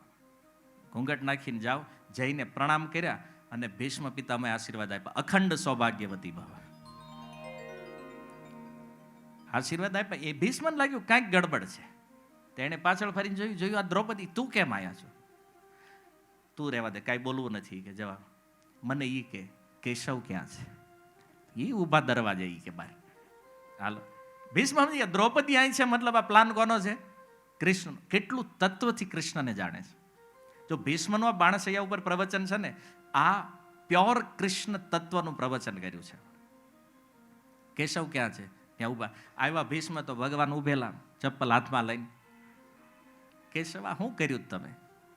તમને ખબર છે કે મારી પ્રતિજ્ઞા માટે હું મારા પ્રાણ આપી દઉં છું, અને તમે મારી પ્રતિજ્ઞા તોડાવવાનું આ કામ. હવે ઓલાના 5 બાણ મેં રેડી કર્યા, આને આશીર્વાદ આપ્યો છે અખંડ સૌભાગ્યવતી, હું કેવી રીતે પ્રતિજ્ઞા પૂરી કરીશ? ભગવાન કાંઈ બોલતા નહીં. વનમાં કે તમારે જોવાનું, તમે લીધી પ્રતિજ્ઞા. પણ ભીષ્મને ક્રોધ આવી ગયો થોડો. ભગવાન કાંઈ બોલ્યા નહીં. એ કે ભીષ્મ, કાલના યુદ્ધમાં જો તમારી પ્રતિજ્ઞા ન તોડાવું ને તો મારું નામે ગંગાપુત્ર નહીં. અને આવ્યા બીજા દિવસે યુદ્ધમાં હામાં આવી.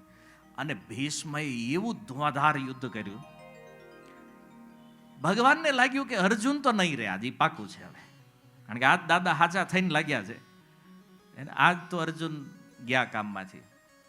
અને જ્યારે ભગવાનને લાગ્યું કે હવે કોઈ મોકો જ નથી, એ સમયે એણે જોયું કે સુદર્શન ચક્ર લઈ લઉં. પણ ભગવાનને થયું કે એ વાર લાગી જાય. રથને એ રાસ જે હતી બાંધી રથ હારે કૂદ્યા રથમાંથી, અને જોયું એક રથનું પૈડું હતું. રથનું પૈડું ઉપાડી અને ભગવાન દોડવા માંડ્યા. આમાંય નાટક બોલો.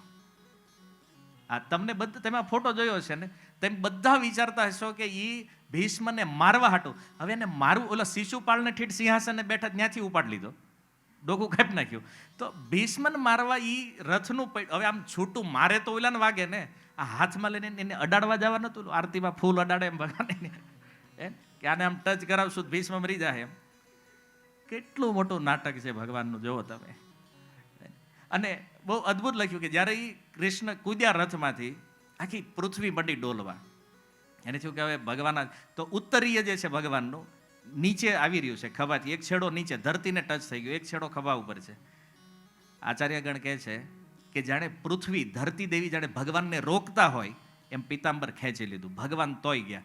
તો અર્જુનને થયું કે આ દાદાને ટાળી દે આજે. અર્જુન કૂદ્યા, અર્જુને પકડી લીધા ચરણ ભગવાનના. અર્જુનને ખેંચતા ગયા ભગવાન હારે. અને ભીષ્મ બાજુ આગળ વધે. અને એ સમયે ભીષ્મએ શું કર્યું? શસ્ત્ર મૂકી દીધા. શસ્ત્ર નીચે મૂકી અને કીધું કે કેશવ, તમારી આજ છબીનું દર્શન કરવા હાટું આજ દિવસ હું જીવિત રહ્યો છું. આ રૂપનું દર્શન મારે કરવાનું હતું એટલે જીવિત છું. મારો હવે કાંઈ વાંધો નથી. ભીષ્મએ કીધું મારો, અને ભગવાન શાંત પડી ગયા. અર્જુને કીધું પ્રભુ મૂકી દો હેઠું, તમે શું કરો છો? તમે પ્રતિજ્ઞા લીધી છે હું શસ્ત્ર નહીં ઉઠાવું. તો ભગવાન કે આ ક્યાં શસ્ત્ર છે? રથનું પૈડું લીધું. ભગવાન ખોટું ન બોલે, એને કીધું શસ્ત્ર નહીં ઉઠાવું. તો આ શસ્ત્ર થોડી છે. અર્જુન કે બાના બનાવવાને રહેવા દો, જેનાથી વધ કરો ને કોઈનો એ શસ્ત્ર જ કહેવાય, અને મૂકો હેઠું. અને હકીકત ભગવાનને મારવાનું નહોતું, ખાલી ઉપાડવાનું હતું, હાથમાં લઈને જવાનું હતું, મારવાનું હતું જ નહીં એને. કેમ? પોતાના ભક્ત આગળ ભગવાન પણ અર્જુનય ભક્ત છે, ભીષ્મય ભક્ત છે. ભીષ્મએ શસ્ત્ર મૂકી દીધા હેઠા. એ કીધું આ વિલક્ષણ છબી તમારી મારે દર્શન કરવાની હતી પ્રભુ. અને ભગવાનને થયું કે હારું આપણી પ્રતિજ્ઞા તો તૂટી. ભગવાન કે આપણી પ્રતિજ્ઞાની બહુ વેલ્યુ નહીં, આપણે બોલવી કરવી નહીં પાછા. સીધું. કેમ?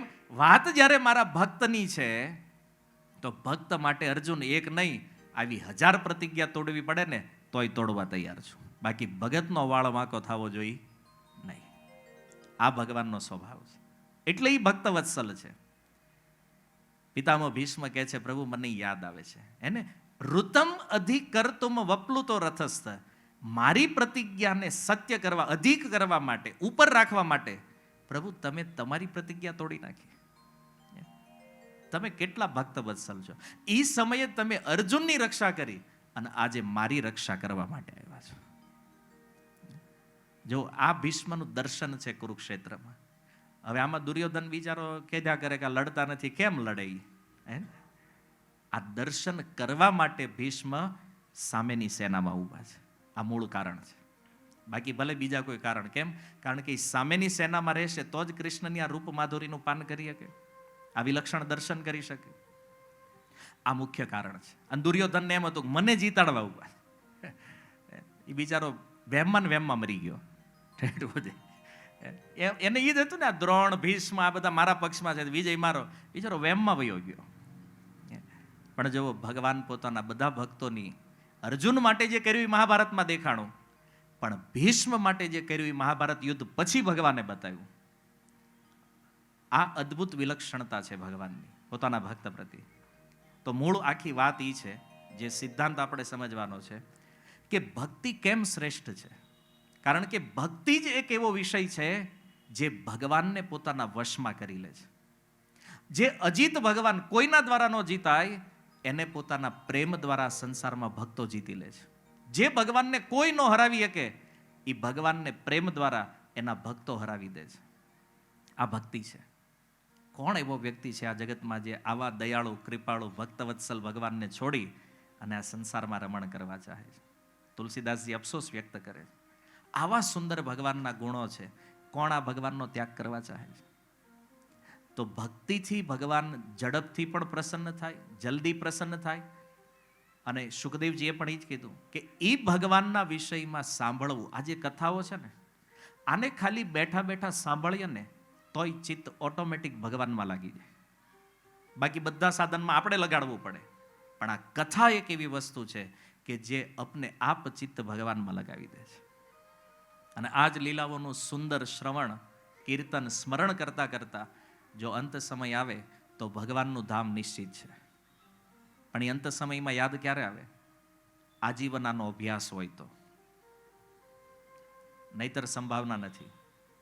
અચ્છા, એક સંભાવના બીજી છે કે માની લો આપણે આખું જીવન ભજન કર્યું, શ્રવણ કીર્તન વિષ્ણુ સ્મરણમ આજીવન હાલ્યું, અને અંત સમયે યાદ ન આવી ભગવાનની, તો આ એક ભક્તનો પ્રશ્ન છે ભગવાન પ્રતિ કે આજીવન તમારું નામ જપ કર્યું, તમારું ભજન કર્યું, પણ છતાં જો તમારું સ્મરણ મૃત્યુ સમય ન આવ્યું તો આવા ભક્તનું શું થાય? તો ભગવાન કહે છે કે જેણે આજીવન મારું ભજન કર્યું છે એના મનમાં પ્રગટ થઈ અને મારું સ્મરણ એને કરાવી દઈશું, એને ન આવે તો. આ ટેન્શન એ નીકળી ગયું કે આજીવન ભજન કરશું ને છેલ્લે ન આવે તો લોસ જાય. લોસ છે જ નહીં આમાં. ભગવાન કહે છે હું પ્રગટ થઈ જઈશ એના મનમાં અને મારું સ્મરણ કરાવી દઈશ. ઓર આગળ માની લો ભગવાનને આવવા મોડું થઈ જાય તો? ટ્રેક રેકોર્ડ છે આજ સુધીમાં કોઈ દી મોડા પડ્યા નથી. છતાં માની લો આ પ્રશ્ન રામાનુજાચાર્યએ કર્યો છે કે આજીવન ભજન કર્યું હોય ને પ્રભુ મૃત્યુ સમય તમારું સ્મરણ ન થાય અને તમારે આવવા મોડું થાય ને મરતા વાર કેટલી લાગી, તેમ ન પોગો તો એવા ભગતનું શું થાય? જો રામાનુજાચાર્ય પ્રશ્ન કર્યો તો એના ગુરુ કાંચીપૂર્ણને, અને કાંચીપૂર્ણએ આ પ્રશ્ન પૂછ્યો તો કાંચીપુરમમાં સ્થિત ભગવાન વરદરાજને. તો જે કાંચીપૂર્ણ હતા ને એ વરદરાજ હારે વાત કરતા જેમ હું અત્યારે તમારી હારે વાત કરું, તો એ વરદરાજ ભગવાનને પૂછ્યું કે આજીવન તમારું ભજન કર્યું છે ને છેલ્લે જો તમે ન આવો, નામે ન આવે યાદ, તો આવા ભગતનું શું થાય? ભગવાન કે છતાં એને મારું ધામ પ્રાપ્ત થશે, રામાનુજને કહી દેજે. ભજન કોઈ દી ફેલ જાતું નથી. એટલે ગીતામાં ભગવાન કીધું નમે ભક્ત્યા પ્રણશ્યતિ. મારી વાણી, મારી પ્રતિજ્ઞા આમ તેમ થાય, પણ મારો ભક્ત જે બોલે છે એ કોઈ દી મિથ્યા થતું નથી, કે મારી ભક્તિ જે છે એનો ક્યારેય નાશ થતો નથી. તો આવું સુંદર ભક્તિનું સ્વરૂપ છે. અને જુઓ કળિયુગમાં સૂતજી, સુખદેવજી, આ બધા મહાનુભાવોએ કીધું છે કળિયુગમાં એક જ સાધન છે, એ હરિનામ છે. ભગવાનનું નામ કીર્તન કરો અને ભગવત ધામ જાઓ, બીજું કાંઈ કરવાની જરૂર નથી. કેવલ ભગવાનનું નામ આપણને પહોંચાડી દે. તુલસીદાસજીએ કીધું ને, કળિયુગ કેવલ નામ આધાર, સુમેરી સુમેરી ઉતરહી ભાવ પાર. તો આ નામની અદ્ભુત મહિમા છે. અનંત શાસ્ત્રોમાં અનંત મહિમા છે કે કળિયુગમાં નામ જેટલું સરળ સાધન બીજું કોઈ નથી. બધા વ્યક્તિ કરીએ કે ગરીબમાં ગરીબ માણા હોય, ધનવાનમાં ધનવાન હોય, મધ્યમ વર્ગવાળો હોય, બધા લોકો માટે સુલભ. બીજું ગમે ત્યાં નામ લઈએ, કોઈ સત્રાર પિતા નિયમિત સ્મરણે ન કાલ, ન કોઈ નિયમ છે ન કોઈ કાળ, સમયની પાબંદી છે. તો આવું સુંદર હરિનામ છે. તો આપણી પાસે જે સમય બચ્યો છે, પરીક્ષિત મહારાજને હાથ દી હતા, પણ આપણી પાસે જે સમય છે એનો સદુપયોગ જો કરવો હોય તો એ છે કે જીવનમાં જેટલો સમય આપણે વેસ્ટ કરીએ છીએ ક્યાંક બીજે, એમાં ભગવાનનું નામ લ્યો. ફેસબુકને ટાઈમ આપીએ, વોટ્સએપને ટાઈમ, ઇન્સ્ટાને જે ટાઈમ આપીએ છીએ ને, એટલો ટાઈમ જો ભગવાનનું નામ લેશો ને તોય તરી જાઓ, ગેરંટી છે શાસ્ત્રની. એટલો તે, બાકી કરો જે કરો છો એ. હું એટલા માટે કહું છું, ઘણા લોકો કે ટાઈમ નથી પ્રભુજી, અમારે ભજન તો કરવું છે, અમારે નામ લેવું, ટાઈમ નથી. ટાઈમ કોઈની પાસે હોતો કાઢવો પડે. આપણું આત્મકલ્યાણ કઈ બીજા ન કરે. જો પિતાની સંપત્તિ પુત્રને વારસામાં મળે, ભજન વારસામાં ન આવે. નહીતર હિરણ્યકશિપુ ન્યા પ્રહલાદ ન આવે. વાત સમજાય? ઘણી વાર ઓલા કે આ બાપા હા બહુ સારા હતા, આ કેમ આવો છો? એ થાય બધું, એ પ્રકૃતિમાં હાલે છે એમના. તો હિરણ્યકશિપુ આટલો મોટો અસુર હતો, તો આવ્યા ને પ્રહલાદ મહારાજ એને કરે. એટલે એ મેટર છોડો, આ વારસાગત નથી. આપણું આત્મકલ્યાણ આપણે પોતે જ કરવું પડે. આમાં બીજા કોઈની પાર્ટનરશિપ ન હાલે. અને જો આપણે એવું ચાહીએ છીએ કે આપણું મૃત્યુ આવી પર્યંત કંઈક આપણું કલ્યાણ કરવું છે, તો ભગવાનનું નામ જપ કરો. આનાથી શ્રેષ્ઠ ઉપાય બીજો કોઈ નથી. તમે કદાચ વેદ વાંચો, વેદાંત વાંચો, ઉપનિષદ વાંચો, બ્રહ્મસૂત્ર, ગીતા, ભાગવત, રામાયણ, આ બધાનો જે અંતિમ સાર છે ને એ હરિનામ છે. હરે કૃષ્ણ, કૃષ્ણ કૃષ્ણ હરે હરે, હરે રામ રામ, રામ હરે હરે.